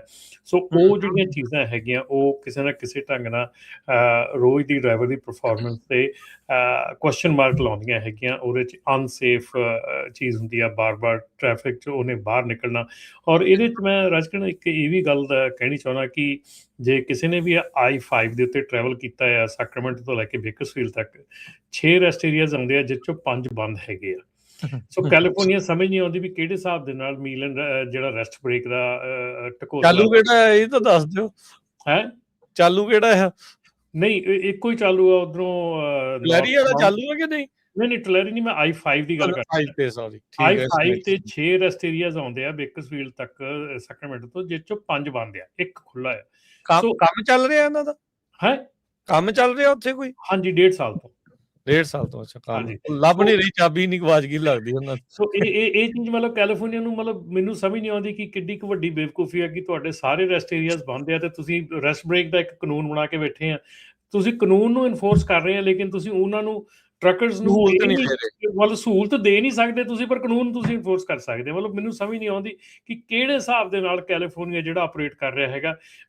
ਹਾਈਐਸਟ ਟਰੈਵਲਡ ਜਿਹੜਾ ਇਹ ਹਾਈਵੇ ਹੈਗਾ ਆ ਇੱਥੇ I-5 ਜਾਂ 99। ਸੋ I-5 ਦੇ ਉੱਤੇ ਤੁਸੀਂ ਯਕੀਨ ਕਰੋ ਵੀ 6 ਰੈਸਟ ਏਰੀਏ 'ਚੋਂ 5 ਰੈਸਟ ਏਰੀਏ ਸੈਂਟਰ ਵੈਲੀ ਦੇ ਵਿੱਚ ਬੰਦ ਆ। ਸੋ ਮਤਲਬ ਹੈਰਾਨੀ ਦੀ ਗੱਲ ਆ ਕਿ ਇਹ ਸਟੇਟ ਦੇ ਕੋਲ ਇੰਨਾ ਵੀ ਪੈਸਾ ਹੈ ਨਹੀਂ ਕਿ ਉਹ ਛੋਟੇ ਔਰ ਫਿਰ ਉਹ ਕੋਈ ਰੈਸਟ ਏਰੀਏ ਇਹ ਨਹੀਂ ਕਿ ਟੈਕਸਸ ਵਾਂਗੂ ਜਾਂ ਓਕਲਾਹੋਮਾ ਵਾਂਗੂ ਜਾਂ ਵੱਡੀਆਂ ਉਹਨਾਂ ਸਟੇਟਾਂ ਵਾਂਗੂ ਬਹੁਤ ਵੱਡੇ ਰੈਸਟ ਏਰੀਏ ਜਿੱਥੇ 100-150 ਪਾਰਕਿੰਗ ਆ, 15-20 ਪਾਰਕਿੰਗ ਆ ਸਿਰਫ ਸਾਰੀਆਂ, ਉਹ ਵੀ ਨਹੀਂ ਇਹਨਾਂ ਕੋਲ ਖੋਲ ਹੁੰਦੀਆਂ। ਤੇ ਉੱਤੋਂ ਕਾਨੂੰਨ ਜਿਹੜਾ ਆ ਉਹ ਮੀਲ ਐਂਡ ਰੈਸਟ ਰਾਜਕਰਨ ਮੀਲ ਐਂਡ ਰੈਸਟ ਬ੍ਰੇਕ ਕਾਨੂੰਨ ਨੇ ਬਹੁਤ ਵੱਡੀਆਂ ਕੰਪਨੀਆਂ ਬੈਂਕਰਪਟ ਕਰਤੀਆਂ ਕੈਲੀਫੋਰਨੀਆ 'ਚ। ਅੱਛਾ ਜੀ, ਸਿਰਫ ਮੀਲ ਐਂਡ ਰੈਸਟ, ਕਿਉਂਕਿ ਇੱਕ ਮੀਲ ਐਂਡ ਰੈਸਟ ਬ੍ਰੇਕ ਦਾ ਲਾਸੂਟ ਜਿਹੜਾ ਆ ਨਾ ਉਹ ਸਾਰੀ ਦੀ ਸਾਰੇ ਡਰਾਈਵਰਾਂ ਦੀ ਉਹ ਜਿਹੜਾ ਆ ਲਾਸੂਟ ਬਣ ਜਾਂਦਾ ਆ। ਸਾਰੇ ਜੇ 50 ਟਰੱਕ ਵਾਲੀ ਕੰਪਨੀ ਉਹਦਾ ਲਾਸੂਟ ਹੁੰਦਾ ਸਾਰੇ ਹੀ ਇਕੱਠੇ ਹੋ ਜਾਂਦਾ ਤਾਂ ਕੰਮ ਉਹਦੇ ਵਿੱਚ ਇਹ ਹੋ ਜਾਂਦਾ ਵੀ ਸਟੇਟ ਉਹਨਾਂ ਦੇ ਨਾਲ ਲੱਗ ਜਾਂਦੀ ਡਰਾਈਵਰ ਦੇ ਨਾਲ। ਕੰਪਨੀਆਂ ਬਹੁਤ, ਔਰ ਇਹ ਮੈਂ ਇਹ ਨਹੀਂ ਕਹਿੰਦਾ ਵੀ ਇੰਡੀਅਨ ਕੰਪਨੀਆਂ ਦੀ ਗੱਲ ਕਰਨਾ, ਮੈਂ CTA ਦਾ ਪ੍ਰੈਜ਼ੀਡੈਂਟ ਦੀ ਕੰਪਨੀ ਬੰਦ ਹੋ ਗਈ ਸੀ ਇਸ ਸਿਲਸਿਲੇ 'ਚ, ਬੈਂਕਰਪਟ ਹੋ ਗਈ ਸੀ। CTA ਦਾ ਕੈਲੀਫੋਰਨੀਆ ਟਰੱਕਿੰਗ ਐਸੋਸੀਏਸ਼ਨ ਦਾ ਪ੍ਰੈਜ਼ੀਡੈਂਟ। ਠੀਕ ਹੈ ਨਾ। ਸੋ ਇਹ ਜਿਹੜਾ ਕਾਨੂੰਨ ਹੈਗਾ, ਕਾਨੂੰਨ ਤਾਂ ਤੁਸੀਂ ਬਣਾਈ ਜਾਂਦੇ ਆ ਪਰ ਕਾਨੂੰਨ ਨੂੰ ਲਾਗੂ ਕਰਨ ਨੂੰ ਤੁਸੀਂ ਕਦੀ ਕੁਝ ਨਹੀਂ ਦਿੰਦੇ ਹੈਗੇ। ਇਸ ਤੋਂ ਇਲਾਵਾ ਹੋਰ ਫਿਰ ਕੀ ਸਾਧਨ ਹੁੰਦੇ ਆ ਜਿੱਦਾਂ ਪਾਇਲਟ, ਫਲਾਈਂਗ? ਜੇ ਫਿਰ ਇਹੋ ਜਿਹੀਆਂ ਥਾਵਾਂ ਤੇ ਲਵ ਤੇ ਇੱਥੇ ਹੀ ਰੁਕਣਾ ਪੈਂਦਾ? ਨਹੀਂ, ਤੁਸੀਂ ਰੁਕਣਾ ਤਾਂ ਫਿਰ ਹੁਣ ਕਿਤੇ ਨਾ ਕਿਤੇ ਤਾਂ ਉਹਨੂੰ ਪੈਣਾ ਹੀ ਆ ਨਾ ਕਿ ਜੇ ਉਹ ਕੁਝ ਵੀ ਨਹੀਂ ਕਰ ਸਕਦਾ। ਮਤਲਬ ਕਿ ਯਾਰ ਹੈਰਾਨੀ ਵਾਲੀ ਗੱਲ ਹੈ ਕਿ ਤੁਸੀਂ ਕਿਸ ਤਰ੍ਹਾਂ ਤੁਸੀਂ ਉਹ ਕਾਨੂੰਨ ਨੂੰ ਇੰਪੋਜ਼ ਕਰ ਸਕਦੇ ਆ ਜੇ ਤੁਸੀਂ 300 ਮੀਲ ਤੱਕ ਕੋਈ ਰੈਸਟ ਸਟਾਪ ਹੀ ਨਹੀਂ ਹੈਗਾ ਤੁਹਾਡਾ। ਵਾਕਈ ਜੀ। ਸਰੋਤੇ ਕਾਲ ਕਰਨ ਦੇ ਲਈ ਨੰਬਰ ਹੈ 408-272-5200 4082725200। ਆਪਣੇ ਨਾਲ ਜੁੜੇ ਹੋਏ ਆ ਬੀਰ ਸਿੰਘ ਜੀ। ਹਾਂਜੀ, ਸਤਿ ਸ਼੍ਰੀ ਅਕਾਲ ਜੀ। ਹਾਂ, ਸਤਿ ਸ਼੍ਰੀ ਅਕਾਲ ਜੀ, ਤਿੰਨਾਂ ਭਰਾਵਾਂ ਨੂੰ ਤੇ ਸੁਣਨ ਸਰੋਤਿਆਂ ਨੂੰ ਜੀ। ਸਤਿ ਸ਼੍ਰੀ ਅਕਾਲ। ਮੇਰਾ ਪੁੱਛਣਾ ਰਮਨਵੀਰ ਜੀ ਨੂੰ ਹੈ ਜੀ। ਇਹ ਆਪਣਾ ਮੈਡੀਕਲ ਐਗਜ਼ਾਮ ਹੁੰਦਾ ਹਰ 2 ਸਾਲ ਬਾਅਦ ਜੀ। ਇਹਦਾ ਹੁਣ ਕੀ ਪ੍ਰੋਸੈਸ ਚੱਲਦਾ? ਸੁਣਦਾ ਤੁਹਾਡਾ ਪ੍ਰੋਗਰਾਮ ਹਰ ਵਾਰੀ ਹੁੰਦਾ ਵਾ। ਮੈਂ ਹੁਣ 8 ਤਰੀਕ ਨੂੰ ਕਰਾ ਕੇ ਆਇਆ ਵਾ, ਕੱਲ ਨੂੰ ਮੇਰਾ ਉਹ ਡੇਟ ਲਾਸਟ ਆ। ਉਹ ਕਹਿੰਦੇ ਸੀ ਡਾਕਟਰ ਵੀ ਅਸੀਂ ਭੇਜਾਂਗੇ ਸਿੱਧਾ FMCSA ਨੂੰ, FMCSA ਭੇਜੂਗਾ DME ਨੂੰ। ਪਰ ਹੁਣ ਆਪਣੇ ਕੋਲ ਕੋਈ ਪ੍ਰੂਫ ਤਾਂ ਹੈ ਨਹੀਂ। ਡਾਕਟਰ ਨੇ ਪੇਪਰ ਤਾਂ ਆਪਾਂ ਨੂੰ ਦੇ ਦੇ ਨੇ, ਪਰ ਆਪਾਂ ਨੂੰ ਕਿਵੇਂ ਕਨਫਰਮ ਹੋਊਗਾ ਵੀ ਆਪਣਾ ਵਾਕਿਆ ਇਹਨੂੰ ਸਭ ਕਰਤਾ ਕਿ ਨਹੀਂ ਕਰਤਾ? ਹੁਣ ਆਪਾਂ ਕਨਫਿਊਜ਼ਨ ਦੇ 'ਚ ਹੀ ਆ। ਤਾਂ ਕੀ ਹੋ ਸਕਦਾ ਜੀ, ਉਹਦੇ ਬਾਰੇ ਦੱਸਿਓ। ਤੁਸੀਂ ਕੈਲੀਫੋਰਨੀਆ ਦੇ ਵਿੱਚ ਮੈਡੀਕਲ ਕਰਵਾਇਆ ਭਾਜੀ? ਹਾਂਜੀ, ਮੈਂ ਬੇਕਰਫੀਲਡ ਨਾ ਕੈਲੀਫੋਰਨੀਆ ਕਰਾਇਆ ਸੀਗਾ ਜੀ, FCDMB ਜਿਹੜੀ। ਕੈਲੀਫੋਰਨੀਆ ਅਜੇ ਭਾਜੀ ਰੈਡੀ ਨਹੀਂ ਹੈਗਾ FMCSA ਨੂੰ ਸਬਮਿਟ ਕਰਨ ਨੂੰ। ਸੋ ਕੈਲੀਫੋਰਨੀਆ ਦੇ ਵਿੱਚ ਜਿਹੜਾ ਮੈਡੀਕਲ ਹੁੰਦਾ ਉਹ DME ਨੂੰ ਅਜੇ ਵੀ ਸਬਮਿਟ ਹੁੰਦਾ ਆ। ਆਨਲਾਈਨ ਸਬਮਿਟ ਹੁੰਦਾ ਹੈ, FMCSA ਨੂੰ ਅਜੇ ਸਬਮਿਟ ਨਹੀਂ ਹੁੰਦਾ। 8 ਸਟੇਟਾਂ ਹੈਗੀਆਂ ਜਿਹੜੀਆਂ ਰਹਿ ਗਈਆਂ ਹੈਗੀਆਂ ਜਿਨ੍ਹਾਂ ਨੇ ਸਿੱਧਾ FMCSA ਨੂੰ ਸਬਮਿਟ ਕਰਨਾ ਨਹੀਂ ਸ਼ੁਰੂ ਕੀਤਾ। ਉਹਨਾਂ ਸਟੇਟਾਂ ਨੇ ਉੱਦਾਂ ਹੀ DMV ਨੂੰ ਸਬਮਿਟ ਕਰ ਰਹੇ ਆ। ਸੋ ਜਿਹੜਾ ਤੁਹਾਡਾ ਮੈਡੀਕਲ ਆ ਉਹ DMV ਨੂੰ ਸਬਮਿਟ ਹੋਣਾ ਹੈ ਰਾਦਰ ਦੈਨ FMCSA। ਠੀਕ ਆ ਜੀ, ਮੈਂ ਵੈਸੇ ਕਰਤਾ ਉਹਦੇ ਵੱਲੋਂ, ਪਰ ਫਿਰ ਡਾਕਟਰ ਨੇ ਗਲਤ ਇਨਫੋਰਮੇਸ਼ਨ ਦਿੱਤੀ ਮੈਨੂੰ। ਮੈਂ ਉਹਦਾ ਵਰਚੁਅਲ DMV ਥਰੂ ਕਰਤਾ ਸੀਗਾ ਉਦੋਂ ਹੀ 8 ਤਰੀਕ ਨੂੰ ਹੀ, ਤੇ ਉਹ ਕਹਿੰਦੇ ਵੀ 2 ਤੋਂ 4 ਦਿਨ ਲੱਗਣਗੇ। ਉਹਦੀ ਕੰਫਰਮੇਸ਼ਨ ਮੈਨੂੰ ਆ ਗਈ ਸੀਗੀ। ਹਾਂਜੀ ਉਹ ਅੱਗੇ ਪ੍ਰੋਸੈਸ ਕਰਤਾ ਵਾ, ਇਹਦਾ ਮਤਲਬ ਠੀਕ ਆ ਫਿਰ ਉਹ। ਹਾਂਜੀ DMV ਨੂੰ ਸਬਮਿਟ ਕਰਤਾ ਹੈ, ਦੈਟ ਇਜ਼ ਗੁੱਡ ਜੀ। DMV ਨੂੰ ਸਬਮਿਟ ਕਰਨਾ ਪੈਣਾ ਆ, ਅਜੇ FMCSA ਨੂੰ ਸਬਮਿਟ ਨਹੀਂ ਹੋ ਰਿਹਾ। ਅਕਤੂਬਰ ਦੀ 10 ਤਰੀਕ ਹੈ ਸ਼ਾਇਦ, ਮੇਰੇ ਖਿਆਲ ਲਾਸਟ ਡੇਟ ਕੈਲੀਫੋਰਨੀਆ ਵਾਸਤੇ ਟੂ ਕੰਪਲਾਈ ਕਰਨ ਵਾਸਤੇ। ਸੋ ਹੁਣ ਜਿਹੜੀਆਂ 8 ਸਟੇਟਸ ਰਹਿ ਗਈਆਂ ਉਹਨਾਂ ਤੋਂ ਬਿਨਾਂ ਜਿਹੜੀਆਂ ਬਾਕੀ ਸਟੇਟਸ ਹੈਗੀਆਂ ਉਹਨਾਂ ਦਾ ਆਟੋਮੈਟਿਕਲੀ ਜਦੋਂ ਨੈਸ਼ਨਲ ਰਜਿਸਟਰੀ ਤੇ ਸਬਮਿਟ ਹੁੰਦਾ ਆ ਉਹ ਆਟੋਮੈਟਿਕਲੀ FMCSA ਨੂੰ ਸਬਮਿਟ ਹੋ ਜਾਂਦਾ ਆ। ਸੋ 8 ਸਟੇਟਸ ਹੈ ਜਿਹੜੀਆਂ ਰਹਿੰਦੀਆਂ ਉਹਨਾਂ ਦੇ ਲਈ ਅਕਤੂਬਰ ਦੀ ਡੇਟ ਹੈਗੀ ਆ। ਸੋ ਅਕਤੂਬਰ ਤੱਕ ਉਹਨਾਂ ਨੇ ਕੰਪਲਾਇੰਟ ਹੋਣਾ ਹੈ ਜੀ। ਥੈਂਕ ਯੂ ਜੀ। ਚਲੋ ਠੀਕ ਹੈ ਜੀ, ਧੰਨਵਾਦ ਤੁਹਾਡਾ, ਵਧੀਆ ਜੀ। ਮੈਂ ਹਰ ਵਾਰ ਸੁਣਦਾ ਤੁਸੀਂ ਤਾਂ ਇਹੀ ਦੱਸਦੇ ਨੇ 8 ਸਟੇਟਾਂ ਰਹਿੰਦੀਆਂ ਹਰ ਵਾਰੀ, ਤੇ ਮੈਨੂੰ ਡਾਊਟ ਸੀ ਉਸ ਚੀਜ਼ ਦਾ, ਫਿਰ ਮੈਂ ਕਰਵਾ ਦਿਆ। ਨਹੀਂ thank you ji, thank you ਜੀ। ਹਾਂ ਡਾਕਟਰ ਗਲਤ ਕਹਿ ਰਹੇ। ਹਾਂਜੀ ਡਾਕਟਰ ਗਲਤ ਕਹਿ ਰਹੇ ਜੀ, ਉਹਨਾਂ ਨੂੰ ਨਹੀਂ ਪੂਰੀ ਇਨਫੋਰਮੇਸ਼ਨ ਨਹੀਂ ਪਤਾ ਜੀ। ਜੀ ਥੈਂਕ ਯੂ ਜੀ। ਆਪਣੇ ਅਗਲੇ ਕਾਲਰ ਨੇ ਸਤਵਿੰਦਰ ਜੀ। ਸਤਿ ਸ਼੍ਰੀ ਅਕਾਲ। ਸਤਿ ਸ਼੍ਰੀ ਅਕਾਲ ਭਾਜੀ, ਤਿੰਨਾਂ ਭਰਾਵਾਂ ਨੂੰ ਸਤਿ ਸ਼੍ਰੀ ਅਕਾਲ ਭਾਜੀ। ਇੱਕ ਤੇ ਇਹ ਨਾ ਪਿਛਲੇ ਵੀਕ ਦੀ ਗੱਲ ਆ, ਆਈਵਾ ਦੀ ਨਿਊਜ਼ ਆ। ਇੱਥੇ ਨਾ ਆਈਵਾ 'ਚ ਆਉਣ ਡਿਆ ਸੀ ਬੰਦਾ ਟਰੱਕ ਚਲਾ ਕੇ, ਤੇ ਉਹਦੇ ਨਾਲ ਨਾ ਇੱਕ ਨਾਲ ਉੱਦਾਂ ਬੈਠਾ ਜਿਹੜਾ ਪੈਸੰਜਰ, ਤੇ ਉਹ ਮਤਲਬ ਉਹਨੂੰ ਕਹਿੰਦਾ ਵੀ, ਡਰਾਈਵਰ ਕਹਿੰਦਾ ਵੀ ਮੈਨੂੰ ਨੀਂਦ ਆ ਰਹੀ ਹੈ ਤੇ ਮੈਂ ਟਰੱਕ ਸਾਈਡ ਤੇ ਲਾ ਲਾਂ। ਦੂਜੇ ਕੋਲ ਤਾਂ ਲਾਇਸੈਂਸ ਹੈ ਹੀ ਨਹੀਂ, ਨਾ ਉਹਨੇ ਕਦੀ ਟਰੱਕ ਚਲਾਇਆ, ਤੇ ਉਹ ਕਹਿੰਦਾ ਵੀ ਮੈਂ ਘਰੇ ਜਾਣਾ ਹੈ ਨਾ। ਤੇ ਉਹਨੇ ਜੀ ਟਰੱਕ ਫੜਾਤਾ ਉਹਨੂੰ, ਤੇ ਕਹਿੰਦਾ ਚੱਲ ਤੂੰ ਸੌ ਜਾ ਮਗਰ ਮੈਂ ਚਲਾ ਲੈਣਾ, ਜਦ ਕਿ ਉਹਦੇ ਕੋਲ ਨਾ ਲਾਇਸੈਂਸ ਨਾ ਉਹਨੇ ਕਦੀ ਟਰੱਕ ਚਲਾਇਆ। ਉਹਨੇ ਟਰੱਕ ਪਲਟਾਤਾ ਜੀ। ਹੁਣ ਜਦੋਂ ਪੁਲਿਸ ਵਾਲਿਆਂ ਨੇ ਇਨਵੈਸਟੀਗੇਸ਼ਨ ਕੀਤੀ, ਪੁੱਛਿਆ ਸਾਰਾ ਕੁਝ, ਇਹਦੇ ਕੋਲ ਤਾਂ ਲਾਇਸੈਂਸ ਹੈ ਨਹੀਂ, ਜਿਹਨੂੰ ਟਰੱਕ ਫੜਾਤਾ ਜਿਹੜਾ ਪਿੱਛੇ ਸੁੱਤਾ ਉਹਦਾ ਵੀ ਲਾਇਸੈਂਸ ਸਸਪੈਂਡ। ਸੋ ਇੱਦਾਂ ਦੇ ਹੈਪਨ ਮਤਲਬ ਅਜੇ ਵੀ ਸਟਿਲ ਚੱਲੀ ਜਾ ਰਹੇ ਨੇ। ਦੂਜੀ ਗੱਲ ਜਿਹੜੀ ਪਾਰਕਿੰਗਾਂ ਦੀ ਗੱਲ ਕਰਦੇ ਨਾ ਭਾਜੀ, ਪਾਰਕਿੰਗਾਂ ਦੀ ਪ੍ਰੋਬਲਮ ਇਕੱਲੇ ਕੈਲੀਫੋਰਨੀਆ 'ਚ ਨਹੀਂ ਹੈਗੀ। ਜਦੋਂ ਤੁਸੀਂ ਪੈਂਸਿਲਵੇਨੀਆ ਤੋਂ ਉੱਪਰ ਨੂੰ ਜਾਣਾ ਨਾ, ਨਾਰਥ ਨੂੰ, ਮਤਲਬ ਮੇਨ ਨੂੰ ਜਾਂ ਮੈਸਾਚੂਸਟ ਨੂੰ, ਉੱਧਰ ਨੂੰ ਟਰੱਕ ਜਿੰਨਾ ਨਿਊਯਾਰਕ ਦਾ ਟਰੱਕ ਆ, ਨਿਊਯਾਰਕ ਜਿਹੜੀ ਮੰਡੀ ਆ, ਜਿੰਨਾ ਰੀਫਰ ਜਾਂਦਾ ਉਹਨਾਂ ਨੂੰ ਪੈਂਸਿਲਵੇਨੀਆ ਦੇ ਵਿੱਚ ਰੁਕਣਾ ਪੈਂਦਾ, ਕਿਉਂਕਿ ਅੱਗੇ ਪਾਰਕ ਹੈ ਨਹੀਂ ਹੈ। ਇੱਕ ਰੈਸਟ ਏਰੀਆ ਆਉਂਦਾ ਵਾ, ਜਰਸੀ ਵੜਦੇ ਆ ਬਸ। ਜਦੋਂ ਤਾਂ ਆਪਾਂ ਮੇਨ ਨੂੰ ਜਾਈਏ ਜਾਂ ਉੱਪਰਲੇ ਵਰਮੌਂਟ ਨੂੰ, ਉੱਧਰ ਭਾਜੀ ਪਾਰਕਿੰਗ ਹੈ ਹੀ ਨਹੀਂ ਹੈਗੀ। ਜੇ ਤੁਹਾਨੂੰ ਕੰਪਨੀ 'ਚ ਪਾਰਕ ਮਿਲ ਗਈ ਨਹੀਂ ਤਾਂ ਰੋਡਾਂ ਦੇ ਸਾਈਡਾਂ ਦੇ ਲਾ ਲੂ ਕੇ ਡਰਾਈਵਰ ਸੁੱਤਣ ਦੇ। ਪਾਰਕਿੰਗ ਦੀ ਪ੍ਰੋਬਲਮ ਹੁਣ ਵਰਜੀਨੀਆ ਦੇ ਵਿੱਚ ਸਭ ਨੂੰ ਛੋਟੇ ਰੈਸਟ ਏਰੀਏ ਆ, ਤੇ ਜੇ ਤੁਸੀਂ ਰੈਂਪ ਤੇ ਲਾ ਕੇ ਖੜ ਜਾਂਦੇ ਆ, ਮੰਨ ਲਓ ਤੁਸੀਂ ਸ਼ੋਲਡਰ ਆਪਣਾ ਰੈਂਪ ਕੱਢ ਲੈਂਦੇ ਆ, ਤੇ ਤੁਹਾਨੂੰ ਰਾਈਟ ਵੇ ਆ ਕੇ $100 ਦੀ ਟਿਕਟ ਉਹ ਨਾਲ ਦੀ ਨਾਲ ਫੜਾ ਜਾਂਦਾ। ਉਹ ਕਹਿੰਦਾ, ਤੇ ਰੈਸਟ ਏਰੀਏ 'ਚ ਮਹਾਂ ਜੇ ਹੈਗੇ ਆ ਜਿਹੜੇ ਮਾੜੇ ਮੋਟੇ 10 ਟਰੱਕ ਨਹੀਂ ਖੜਦੇ ਗਿਣਤੀ ਦੇ 10। ਸੋ ਆਹ ਪ੍ਰੋਬਲਮ ਜਿਹੜੀ ਇੱਥੇ FMC ਜਿਹੜੇ ਜਾਂ DOT ਵਾਲੇ ਪਤਾ ਨਹੀਂ ਕਿੱਥੇ ਬੈਠੇ ਨੇ। ਪਾਰਕਿੰਗ ਦੀ ਪ੍ਰੋਬਲਮ ਭਾਜੀ ਆਲ ਓਵਰ ਅਮਰੀਕਾ 'ਚ ਬਹੁਤ ਜ਼ਿਆਦਾ, ਇਕੱਲੇ ਕੈਲੀਫੋਰਨੀਆ 'ਚ ਨਹੀਂ ਹੈਗੀ। ਸੋ ਜੋ ਅਸੀਂ ਇੱਥੇ ਇਹ ਚੀਜ਼ਾਂ ਵੇਖ ਰਹੇ ਹਾਂ। ਸੋ ਧੰਨਵਾਦ ਜੀ। ਥੈਂਕ ਯੂ ਜੀ। ਜਿਹੜੀ ਭਾਜੀ ਪਾਰਕਿੰਗ ਦੀ ਪ੍ਰੋਬਲਮ ਹੈਗੀ ਆ ਉਹ FMCSA DOT ਦੇ ਹੱਥ ਦੇ ਵਿੱਚ ਨਹੀਂ ਹੈਗੀ। ਪਾਰਕਿੰਗ ਦੀ ਪ੍ਰੋਬਲਮ ਜਿਹੜੀ ਆ ਉਹ ਕਾਂਗਰਸ ਦੇ ਹੱਥ ਦੇ ਵਿੱਚ ਹੈਗੀ ਆ। ਜਿਹੜੇ ਬਿੱਲ ਪਾਸ ਹੁੰਦੇ ਉਹਦੇ ਵਿੱਚ ਜਿਹੜੀ ਮਨੀ ਆਉਂਦੀ ਆ ਉਹ ਕਿੰਨੀ ਕੁ ਪਾਰਕਿੰਗ ਵੱਲ ਖਰਚੀ ਜਾਂਦੀ ਆ ਉਹਦੇ 'ਤੇ ਡਿਪੈਂਡ ਕਰਦਾ। ਜਿਹੜਾ safe America act, safe trucking act ਆ ਰਿਹਾ ਹੈਗਾ, ਉਹਦੇ ਵਿੱਚ ਕਾਫੀ ਹੱਦ ਤੱਕ ਪਾਰਕਿੰਗ ਦੇ ਉੱਤੇ ਜਿਹੜਾ ਉਹ ਕੰਮ ਕੀਤਾ ਜਾ ਰਿਹਾ ਹੈਗਾ। ਸੋ ਜਿਹੜੀ ਪਾਰਕਿੰਗ ਦਾ ਇਸ਼ੂ ਹੈਗਾ ਉਹ DOT ਜਾਂ FMCSA ਦੇ ਹੱਥ ਦੇ ਵਿੱਚ ਨਹੀਂ ਹੈਗਾ। ਤੇ ਇੱਕ ਹੋਰ ਗੱਲ ਰਾਜਕਰਨ ਮੈਂ ਇੱਥੇ ਜ਼ਰੂਰ ਆਪਣੇ ਰੇਡੀਓ ਦੇ ਮਾਧਿਅਮ ਨਾਲ ਕਹਿਣੀ ਚਾਹੁੰਦਾ ਹਾਂ, ਸਾਰੇ ਸਾਡੇ ਟਰੱਕਰਸ ਨੂੰ, ਤੁਹਾਡੇ ਕੋਲ ਬਹੁਤ ਟਾਈਮ ਹੁੰਦਾ ਟਰੱਕ ਦੇ ਵਿੱਚ, ਪਲੀਜ਼ ਇੱਕ ਤਾਂ ਪ੍ਰੈਕਟਿਸ ਸ਼ੁਰੂ ਕਰੋ। ਜਿਹੜੀ ਵੀ ਸਟੇਟ ਸਿਟੀ ਦੇ ਨਾਂ ਜਿਹੜੇ ਲੈਣੇ ਆ ਨਾ, ਉਹ ਬਹੁਤ ਹੀ ਜ਼ਿਆਦਾ ਜ਼ਰੂਰੀ ਆ ਕਿ ਤੁਸੀਂ ਉਹਨਾਂ ਨੂੰ ਸਹੀ ਪ੍ਰੋਨਾਂਸ ਕਰੋ, ਸਹੀ ਢੰਗ ਨਾਲ ਲਓ। ਕੋਈ ਵੀ ਸਟੇਟ ਦਾ ਨਾਂ ਲੈਂਦੇ ਆ, ਓਹਾਇਓ ਕਹਿੰਦੇ ਆ, ਫਲੋਰੀਡਾ ਕਹਿੰਦੇ ਆ, ਕੋਈ ਵੀ ਤੁਸੀਂ ਸਟੇਟ ਦਾ ਨਾਂ ਲੈਂਦੇ ਆ, ਉਹ ਬਿਲਕੁਲ ਸਹੀ ਉਚਾਰਨ ਕਰੋ। ਕਿਉਂਕਿ ਤੁਸੀਂ ਕਿਸੇ ਦੀ ਸਟੇਟ ਦੇ ਵਿੱਚ ਖੜ ਕੇ ਜਦੋਂ ਸਟੇਟ ਦਾ ਗਲਤ ਨਾਂ ਪ੍ਰੋਨਾਂਸ ਕਰਦੇ ਆ, ਸ਼ਹਿਰ ਦਾ ਗਲਤ ਨਾਂ ਪ੍ਰੋਨਾਂਸ ਕਰਦੇ ਆ, that triggers a lot of hate. So ਇਹ ਪਲੀਜ਼ ਸਾਰੇ ਜਾਣੇ ਇਸ ਚੀਜ਼ ਦੇ ਉੱਤੇ ਧਿਆਨ ਦਿਓ। ਕੋਈ ਵੱਡਾ ਕੰਮ ਨਹੀਂ ਹੈਗਾ। ਤੁਹਾਡੇ ਕੋਲ ਜਿਹੜੇ ਸ਼ਹਿਰ ਚੱਲਣੇ ਆ ਤੁਸੀਂ ਰੋਡ ਲੈ ਕੇ, ਉਹਦਾ ਨਾਂ ਜਾਂਦੇ ਚੰਗੀ ਤਰ੍ਹਾਂ ਰਟੋ ਉਹਨੂੰ, ਚੰਗੀ ਤਰ੍ਹਾਂ ਉਹਨੂੰ ਪ੍ਰੋਨਾਊਂਸ ਕਰਨਾ ਸਿੱਖੋ। ਅੱਜ ਕੱਲ੍ਹ ਬਹੁਤ ਐਪਸ ਆ ਗਈਆਂ, ਬਹੁਤ ਜਿਹੜੀਆਂ ਫੈਸਿਲਿਟੀਜ਼ ਆ ਜਿਹਦੇ ਥਰੂ ਤੁਸੀਂ ਇਹ ਚੀਜ਼ ਸਿੱਖ ਸਕਦੇ ਹੈਗੇ ਆ। ਇੰਗਲਿਸ਼ ਸਿੱਖਣ ਦੇ ਨਾਲ ਨਾਲ ਜਿਹੜੀ ਪ੍ਰੋਨਾਊਂਸੀਏਸ਼ਨ ਆ, ਜਿਹੜੀ ਤੁਸੀਂ ਪ੍ਰੋਨਾਊਂਸ ਕਰਨਾ ਹੈ, ਕਿੱਦਾਂ ਉਹਨੂੰ ਬੋਲਣਾ ਆ, ਉਹ ਸਟੇਟਸ ਦਾ ਨਾਂ, ਉਹ ਸਿਟੀਜ਼ ਦਾ ਨਾਂ ਜਿਹੜਾ ਆ ਉਹ ਸਹੀ ਤਰੀਕੇ ਨਾਲ ਲੈਣਾ ਜਿਹੜਾ ਆ ਉਹ ਬਹੁਤ ਜ਼ਿਆਦਾ ਜ਼ਰੂਰੀ ਹੈਗਾ। ਤੇ ਦੂਜਿਆਂ ਨੂੰ ਵੀ ਕਹਿਣਾ ਚਾਹੀਦਾ ਵੀ ਸਾਡੇ ਨਾਂ ਵੀ ਜਿਹੜਾ ਚੰਗੀ ਤਰ੍ਹਾਂ ਲਿਆ ਕਰਨ, ਉਹ ਉਹਨਾਂ ਨੂੰ ਵੀ ਸਿਖਾਇਆ ਜਾਵੇ, ਉਹ ਵੀ ਸਿਖਲਾਈ ਲੈਣ। ਉਹਨਾਂ ਕੋਲ ਵੀ ਬਥੇਰਾ ਟਾਈਮ ਹੁੰਦਾ ਆ, ਉਹ ਵੀ ਸਿੱਖ ਸਕਦੇ ਆ, ਐਸੀ ਨਹੀਂ ਕੋਈ ਗੱਲ ਹੈਗੀ। ਅਮਰੀਕ ਜੀ ਸਤਿ ਸ਼੍ਰੀ ਅਕਾਲ। ਸਤਿ ਸ਼੍ਰੀ ਅਕਾਲ ਜੀ ਸਾਰਿਆਂ ਨੂੰ। ਸਤਿ ਸ਼੍ਰੀ ਅਕਾਲ ਭਾਜੀ। ਮੈਂ ਨਾ ਜਿਹੜਾ ਤੁਸੀਂ ਦੱਸਿਆ supreme court, Texas supreme court ਦਾ ਡਿਸੀਜਨ ਕਿ ਜਿਹੜਾ ਸ਼ਿਪਰ ਹੈਗਾ ਉਹਦੀ ਲਾਇਬਿਲਟੀ ਉਸ ਇੱਕ ਕੇਸ 'ਚ ਕੋਰਟ ਨੇ ਐਗਜ਼ੈਂਪਟ ਕਰਤੀ ਹੈ ਕਿ ਉਹਨਾਂ ਦੀ ਲਾਇਬਿਲਟੀ ਨਹੀਂ ਹੈਗੀ ਸੀਗੀ। ਪਰ ਮੈਂ ਇਸ ਚੀਜ਼ ਨਾਲ ਐਗਰੀ ਨਹੀਂ ਕਰਦਾ। ਤੇ ਜਿਹੜਾ ਉਹਨਾਂ ਦਾ ਲਾਇਰ ਸੀਗਾ ਉਹਨੂੰ ਵੀ ਆਈ ਡੋਂਟ ਨੋ ਕਿਉਂ ਮਿਸ ਕਰ ਗਿਆ। ਕਈ ਚੀਜ਼ਾਂ, ਕਈ ਫੈਕਟਰ ਹੈਗੇ ਆ। ਇੱਕ ਫੈਕਟਰ ਤਾਂ ਇਹ ਆ ਕਿ ਹੋਮ ਡੀਪੋ ਕੋ ਪੂਰੀ ਅਥਾਰਟੀ ਸੀਗੀ, ਉਹਨਾਂ ਕੋਲ ਪੂਰੇ ਰਿਸੋਰਸਿਸ ਸੀਗੇ ਕਿ ਉਹਨਾਂ ਨੇ ਵਾਰਨਰ ਨੂੰ ਕਿਉਂ ਹਾਇਰ ਕੀਤਾ। ਵਾਰਨਰ ਦੇ ਡਰਾਈਵਰ ਨੇ ਕਹਾ ਐਕਸੀਡੈਂਟ ਕੀਤਾ, ਪਰ ਵਾਰਨਰ ਦੇ ਇਲਾਵਾ ਹੋਰ ਵੀ ਉਹਨਾਂ ਕੋਲ ਬਹੁਤ ਆਪਸ਼ਨ ਸੀ, ਕਿਸੇ ਨੂੰ ਹਾਇਰ ਕਰ ਸਕਦੇ ਸੀਗੇ। ਇਹਦੇ ਵਿੱਚ ਮੈਂ ਇੱਕ ਚੀਜ਼ ਹੋਰ ਕਨੈਕਟ ਕਰਦਾ।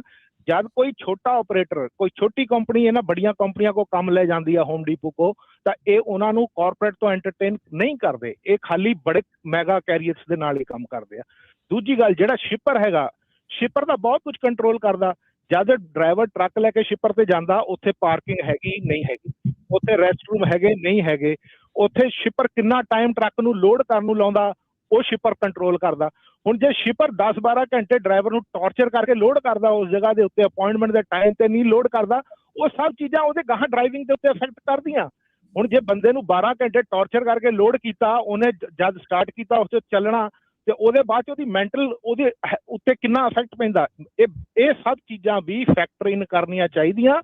ਤੇ ਜਿਹੜਾ ਇੱਕ ਡਿਸੀਜ਼ਨ ਆ, ਇਹ ਵਨ ਆਫ ਡਿਸੀਜ਼ਨ ਹੋਣਾ ਚਾਹੀਦਾ, ਤੇ ਹਰੇਕ ਕੇਸ ਦੇ ਵਿੱਚ ਇਹਨੂੰ ਨਹੀਂ ਕੰਸੀਡਰ ਕਰਨਾ ਚਾਹੀਦਾ।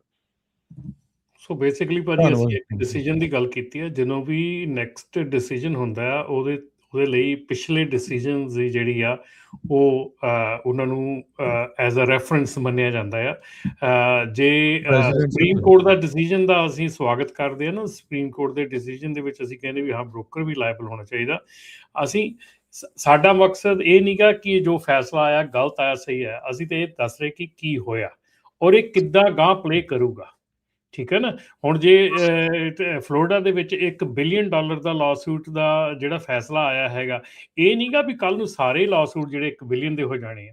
ਉਹ ਕੱਲ ਨੂੰ ਉਸ ਕੇਸ ਦਾ ਰੈਫਰੈਂਸ ਦਿੱਤਾ ਜਾਣਾ ਵੀ ਇਸ ਕੇਸ 'ਚ ਇੱਦਾਂ ਹੋਇਆ ਸੀ ਤੇ ਆਹ ਇੱਦਾਂ ਹੋ ਸਕਦਾ। ਸੋ ਇਹ ਜਿਹੜਾ ਚੀਜ਼ ਆ, ਇਹਦੇ ਵਿੱਚ ਜਿਹੜੀ ਹੋਮ ਡੀਪੋ ਜਾਂ ਵੱਡੇ ਜਿਹੜੇ ਸ਼ਿਪਰ ਹੈਗੇ ਆ, ਡੈਫੀਨੇਟਲੀ ਇਹ ਉਹਨਾਂ ਦੀ ਆਪਣੀ ਮਰਜ਼ੀ ਹੈਗੀ ਆ। ਹੁਣ ਜੇ ਕਿਸੇ ਛੋਟੇ ਕੈਰੀਅਰ ਨੂੰ ਉਹਨਾਂ ਨੇ ਲੋਡ ਦੇਣਾ ਹੈਗਾ, ਛੋਟੇ ਕੈਰੀਅਰ ਕੋਲ 10 ਟਰੱਕ ਹੈਗੇ ਆ, ਜੇ ਉਹਨਾਂ ਕੋਲ 500 ਲੋਡ ਹੈਗਾ, ਉਹ 10 ਟਰੱਕ ਵਾਲਾ 500 ਲੋਡ ਕਿੱਦਾਂ ਕਵਰ ਕਰੂਗਾ? ਔਰ ਉਹ ਬਜਾਏ ਇਹਦੇ ਕਿ ਉਹ 50 ਛੋਟੇ ਕੈਰੀਅਰ ਹਾਇਰ ਕਰਨ, ਉਹ ਇੱਕ ਵੱਡਾ ਕੈਰੀਅਰ ਹਾਇਰ ਕਰਨ ਦੇ ਵਿੱਚ ਇੰਟਰਸਟ ਰੱਖਦੇ ਆ। ਸੋ ਇਹ ਕਾਮਨ ਸੈਂਸ ਹੈਗੀ ਆ ਕਿ ਇੱਕ ਜੇ ਉਹਦੇ ਕੋਲ ਲੋਡ 500 ਲੋਡ ਹੈਗਾ ਤੇ ਉਹ 10 ਟਰੱਕ ਵਾਲੇ ਕੈਰੀਅਰ ਨੂੰ ਲੋਡ ਕਿੱਦਾਂ ਦੇ ਸਕਦਾ ਹੈਗਾ, ਔਰ ਕਿੰਨੇ ਕੈਰੀਅਰ ਉਹਨੂੰ ਮੈਨੇਜ ਕਰਨੇ ਪੈਣਗੇ ਉਹ 500 ਲੋਡ ਕਵਰ ਕਰਨ। ਸੋ ਇਸ ਕਰਕੇ ਜਿਹੜੇ ਵੱਡੇ ਸ਼ਿਪਰ ਹੈਗੇ ਆ, ਵੱਡੇ ਕੈਰੀਅਰਸ ਨੂੰ ਇਸ ਕਰਕੇ ਨਹੀਂ ਚੂਜ਼ ਕਰਦੇ ਕਿ ਉਹ ਵੱਡੇ ਆ, ਉਹ ਇਸ ਕਰਕੇ ਚੂਜ਼ ਕਰਦੇ ਕਿ ਉਹਨਾਂ ਦੀ ਕਪੈਸਿਟੀ ਜਿਹੜੀ ਆ, ਉਹਨਾਂ ਦੀ ਲੋਡ ਕਪੈਸਿਟੀ ਜਿਹੜੀ ਆ, ਲੋਡਸ ਆ, ਉਹ ਕਵਰ ਕਿਵੇਂ ਹੋਣੇ ਆ, ਔਰ ਮਿਨੀਮਮ ਜਿਹੜਾ ਉਹਦਾ ਜਿਹੜਾ ਉਹਦੀ ਪ੍ਰੋਬਲਮ ਕਰਨ ਤੋਂ ਬਾਅਦ that's how it works. It does not work ਕਿ ਉਹ ਛੋਟੇ ਕੈਰੀਅਰ ਨੂੰ ਹੇਟ ਕਰਦੇ ਜਾਂ ਵੱਡੇ ਕੈਰੀਅਰ ਨੂੰ ਲਾਈਕ ਕਰਦੇ ਆ। ਸੋ ਇਹ ਜਿਹੜੀ ਚੀਜ਼ ਆ, ਇਹ ਆਪਾਂ ਕਾਮਨ ਸੈਂਸ ਦੇ ਹਿਸਾਬ ਨਾਲ ਦੇਖੀਏ ਕਿ ਜੇ ਤੁਹਾਡੇ ਕੋਲ ਜ਼ਿਆਦਾ ਸਮਾਨ ਹੈਗਾ ਤੇ ਤੁਸੀਂ ਉਹਨੂੰ ਕਵਰ ਕਰਨ ਦੇ ਲਈ ਛੋਟਾ ਕੈਰੀਅਰ ਹਾਇਰ ਕਰੋਗੇ, ਛੋਟਾ ਬੰਦਾ ਹਾਇਰ ਕਰੋਗੇ? ਨਹੀਂ ਕਰੋਗੇ। ਹਾਂ, ਜਿਹੜਾ ਵੱਡਾ ਕੈਰੀਅਰ ਹਾਇਰ ਕੀਤਾ, ਜੇ ਉਹਦੇ ਕੋਲ ਕਵਰ ਨਹੀਂ ਹੁੰਦੇ, ਉਹ ਫਿਰ ਅੱਗੇ ਛੋਟੇ ਕੈਰੀਅਰ ਨੂੰ ਲੋਡ ਦਿੰਦਾ ਹੈ ਤਾਂ ਕਿ ਉਹ ਆਪਣੀ ਕਵਰੇਜ ਕਰ ਸਕੇ। ਸੋ ਇਹ ਦੈਟਸ ਹਾਊ ਇਟ ਵਰਕਸ ਜੀ। ਹੈਲੋ, ਹਾਂਜੀ ਹਾਂਜੀ ਭਾਜੀ, ਪਰ ਜਿਹੜਾ ਸੈਕਿੰਡ ਫੈਕਟਰ ਸੀਗਾ ਉਹ ਤਾਂ ਉਸ ਦਿਨ ਫਸਟ ਫੈਕਟਰ ਨਾਲੋਂ ਵੀ ਜ਼ਿਆਦਾ ਇੰਪੋਰਟੈਂਟ ਆ ਕਿ ਜਿਹੜਾ ਤੁਸੀਂ ਸ਼ਿਪਰ ਜਿਹੜਾ ਕੰਟਰੋਲ ਕਰ ਰਿਹਾ, ਜਦ ਡਰਾਈਵਰ ਉੱਥੇ ਔਨ ਸਾਈਟ ਹੈਗਾ, ਉਹਨੂੰ ਕੋਈ ਪਾਰਕਿੰਗ ਦੇ ਰਿਹਾ ਨਹੀਂ ਦੇ ਰਿਹਾ, ਉਹਨੂੰ ਰੈਸਟ ਰੂਮ ਫੈਸਿਲਿਟੀਜ਼ ਦੇ ਰਿਹਾ ਨਹੀਂ ਦੇ ਰਿਹਾ, ਉਹਨੂੰ ਲੋਡ ਕਰਨ 'ਚ ਕਿੰਨਾ ਟਾਈਮ ਲਾਉਂਦਾ, ਇਹ ਸਭ ਚੀਜ਼ਾਂ ਦਾ ਮੈਂਟਲੀ ਇਫੈਕਟ ਪੈਂਦਾ ਡਰਾਈਵਰ ਦੇ ਉੱਤੇ। ਮੈਂ ਤੇ ਇਸ ਗੱਲ ਦੇ ਲਈ ਸ਼ੁਰੂ ਤੋਂ ਹੀ ਇਸ ਹੱਕ ਦੇ ਵਿੱਚ ਹੈਗਾ। ਮੇਰੇ ਖਿਆਲ ਦੇ ਵਿੱਚ ਜਦੋਂ ਸਾਡੇ ਕੋਲ ਮੌਕਾ ਸੀਗਾ, ਜਦੋਂ ਵੀ ਸਾਡੇ ਕੋਲ ਮੌਕਾ ਆਇਆ ਇਹਨਾਂ ਚੀਜ਼ਾਂ ਦੇ ਉੱਤੇ ਕਮੈਂਟ ਕਰਨ ਦਾ, ਅਸੀਂ ਕਦੀ ਵੀ ਕਮੈਂਟ ਨਹੀਂ ਕੀਤੇ ਰੱਜ ਕੇ ਉੱਥੇ, ਕਦੀ ਵੀ ਅਸੀਂ ਆਪਣੇ ਆਪ ਦੇ ਹੱਕ 'ਚ ਨਹੀਂ ਬੋਲੇ ਹੈਗੇ। ਇਹ ਜਿਹੜਾ ਆਪਣੀਆਂ ਜਿੱਥੇ ਵੀ ਸਾਨੂੰ ਮੌਕਾ ਮਿਲਿਆ ਹੈਗਾ ਅਸੀਂ ਉੱਥੇ ਹੀ ਪਛੜ ਗਏ ਹਾਂ ਇਸ ਚੀਜ਼ 'ਚ। ਨਹੀਂ ਭਾਈ, ਪਛੜੇ ਖਾਲੀ ਅਸੀਂ ਨਹੀਂ ਹੈਗੇ ਆ, ਚਲੋ ਆਪਾਂ ਤਾਂ ਕਮੈਂਟ ਕਰਦੇ ਰਹੇ ਹਾਂ, ਪਰ ਹੁਣ ਜੇ ਬੜੇ ਲੈਵਲ ਤੇ ਦੇਖਿਆ ਜਾਏ ਤਾਂ ਮੈਂ ਤਾਂ ਉਸ ਵਕੀਲ ਨੇ ਜਿਹਨੇ ਕੇਸ ਲੜਿਆ ਉਹਦੇ ਨੌਲੇਜ ਨੂੰ ਵੀ ਡਾਊਟ ਕਰਦਾ ਕਿ ਉਹਨੂੰ ਟਰੱਕਿੰਗ ਵਾਲੇ ਸਫੀਸ਼ੀਐਂਟ ਨੌਲੇਜ ਸੀਗਾ, ਜਿਹੜਾ ਉਹ ਇਹ ਨਹੀਂ ਪ੍ਰੂਵ ਕਰ ਪਾਇਆ ਕਿ ਕੀ ਫੈਕਟਰ ਸੀਗੇ ਉਸ ਕੇਸ ਦੇ ਵਿੱਚ, ਉਹ ਡਰਾਈਵਰ ਦੇ ਕਿਸ ਸਿਚੁਏਸ਼ਨ 'ਚ ਲੋਡ ਚੱਕਿਆ ਨਹੀਂ ਚੱਕਿਆ।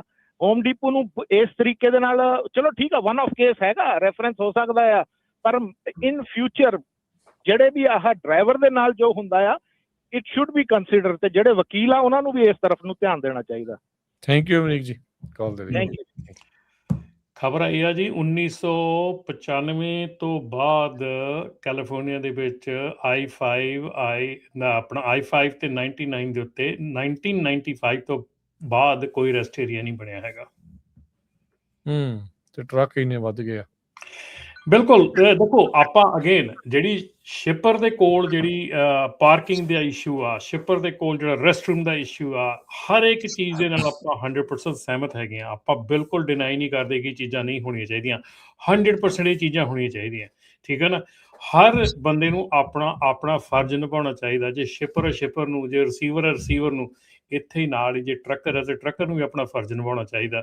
ਜੇ ਕੋਈ ਸ਼ਿਪਰ ਜਿਹੜਾ ਭਾਜੀ, ਅਸੀਂ ਕੰਮ ਕੀਤੇ ਹੈਗੇ ਆ ਟਰੱਕਿੰਗ ਦੇ, ਸਾਨੂੰ ਕਦੀ ਕਿਸੇ ਸ਼ਿਪਰ ਦੇ ਉੱਤੇ ਪ੍ਰੋਬਲਮ ਨਹੀਂ ਸੀ ਆਈ। ਅੱਗੇ ਇਹਨਾਂ ਜ਼ਮਾਨੇ ਬਦਲ ਗਏ, ਕਿਉਂਕਿ ਜਿਹੜੇ ਸ਼ਿਪਰ ਦੇ ਜਿਹੜੇ ਬਾਥਰੂਮ ਆ, ਕਈ ਵਾਰੀ ਤੁਸੀਂ ਜਾ ਕੇ ਅਸੀਂ ਦੇਖੀ ਦੀ ਸੀ ਨਾ, ਬਾਥਰੂਮ ਦਾ ਉਹ ਹਾਲਤ ਕੀਤੀ ਹੁੰਦੀ ਸੀ ਡਰਾਈਵਰਾਂ ਨੇ ਅੰਦਰ ਜਾ ਕੇ। ਇਹ ਨਹੀਂ ਮੈਂ ਕਹਿੰਦਾ ਵੀ ਸਾਡੇ ਹੀ ਡਰਾਈਵਰ ਆ, ਸਾਰੇ ਡਰਾਈਵਰਾਂ ਦੀ ਗੱਲ ਕਰਦਾ, ਮੈਨੂੰ ਕਿਹੜਾ ਪਤਾ ਵੀ ਕਿਹੜਾ ਗਿਆ ਕਿਹੜਾ ਨਹੀਂ ਗਿਆ, ਪਰ ਜਿਹੜੀ ਹਾਲਤ ਉੱਤੇ ਬਾਥਰੂਮਾਂ ਦੀ ਕੀਤੀ ਹੁੰਦੀ ਆ ਲੋਕਾਂ ਨੇ, ਜਿਹੜੀ ਹਾਲਤ ਰੈਸਟ ਏਰੀਏ ਦੇ ਆਪਣੇ ਟਰੱਕ ਸਟਾਪਾਂ ਦੇ ਉੱਤੇ ਜਿਹੜੀ ਪਾਰਕਿੰਗ ਲੋਟਾਂ ਦੀ ਹਾਲਤ ਕੀਤੀ ਹੁੰਦੀ ਆ ਲੋਕਾਂ ਨੇ, ਉੱਥੇ ਬਾਹਰੇ ਬਾਥਰੂਮ ਕਰਕੇ ਸਾਰਾ ਕੁਝ ਬਾਹਰੇ ਕਰਕੇ, ਤੁਸੀਂ ਟਰੱਕ ਸਟਾਪ ਦੇ ਕਿਸੇ ਪਾਰਕਿੰਗ ਲੋਟ ਦੇ ਵਿੱਚ ਗਰਮੀਆਂ 'ਚ ਲੰਘ ਕੇ ਦਿਖਾ ਦਿਓ ਇੱਕ ਸਾਈਡ ਤੋਂ ਦੂਜੀ ਸਾਈਡ ਤੱਕ।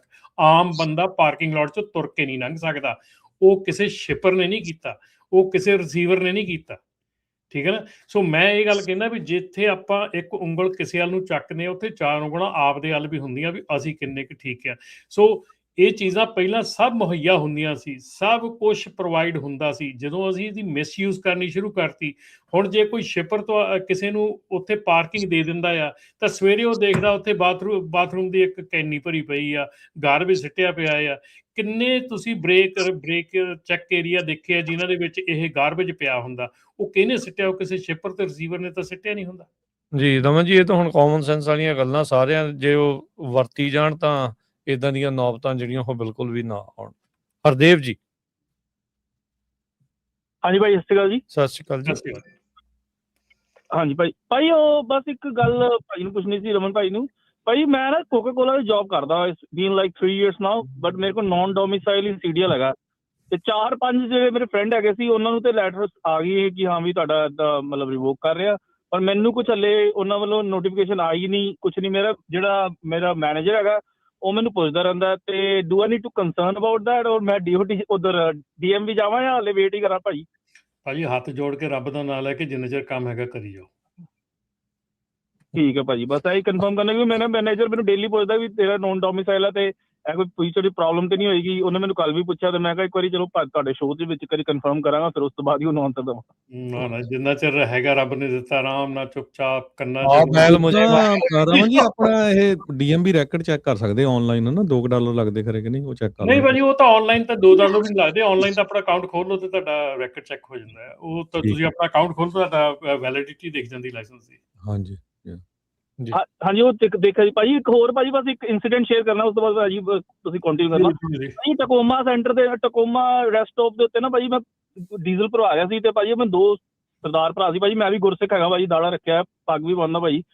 ਭਾਜੀ ਉਹ ਨਾ ਆਪਾਂ ਵੀ ਨਾ ਸਨੈਪਚੈਟ ਤੇ ਵੀਡੀਓ ਬਣਾ ਰਹੇ ਸੀ, ਤੇ ਵਾਈਪਰ ਨਾਲ ਲੜਦੇ ਪਏ ਸੀ, ਜਿਹੜੇ ਵਾਈਪਰ ਦਾ ਆਪਾਂ ਸ਼ੀਸ਼ੇ ਸਾਫ਼ ਕਰਦੇ ਨਾ ਭਾਜੀ। ਮੈਂ ਲਿਟਰਲੀ ਉਹਨਾਂ ਕੋਲ ਗਿਆ, ਮੈਂ ਕਿਹਾ ਵੀਰ ਜੀ ਮਤਲਬ ਹੁਣੇ ਤੇ ਇੰਨੇ ਦੇ ਸਾਨੂੰ ਮੈਡਲ ਮਿਲ ਗਏ ਨੇ, ਹੈ ਨਾ, ਕਿ ਤੁਸੀਂ ਟਰਬਨ ਕੈਰੀ ਕਰ ਰਹੇ ਹੋ, so you have to be more respectful for everybody, ਕਿ ਤੁਹਾਨੂੰ ਲੋਕੀ ਵੇਖ ਰਹੇ ਨੇ।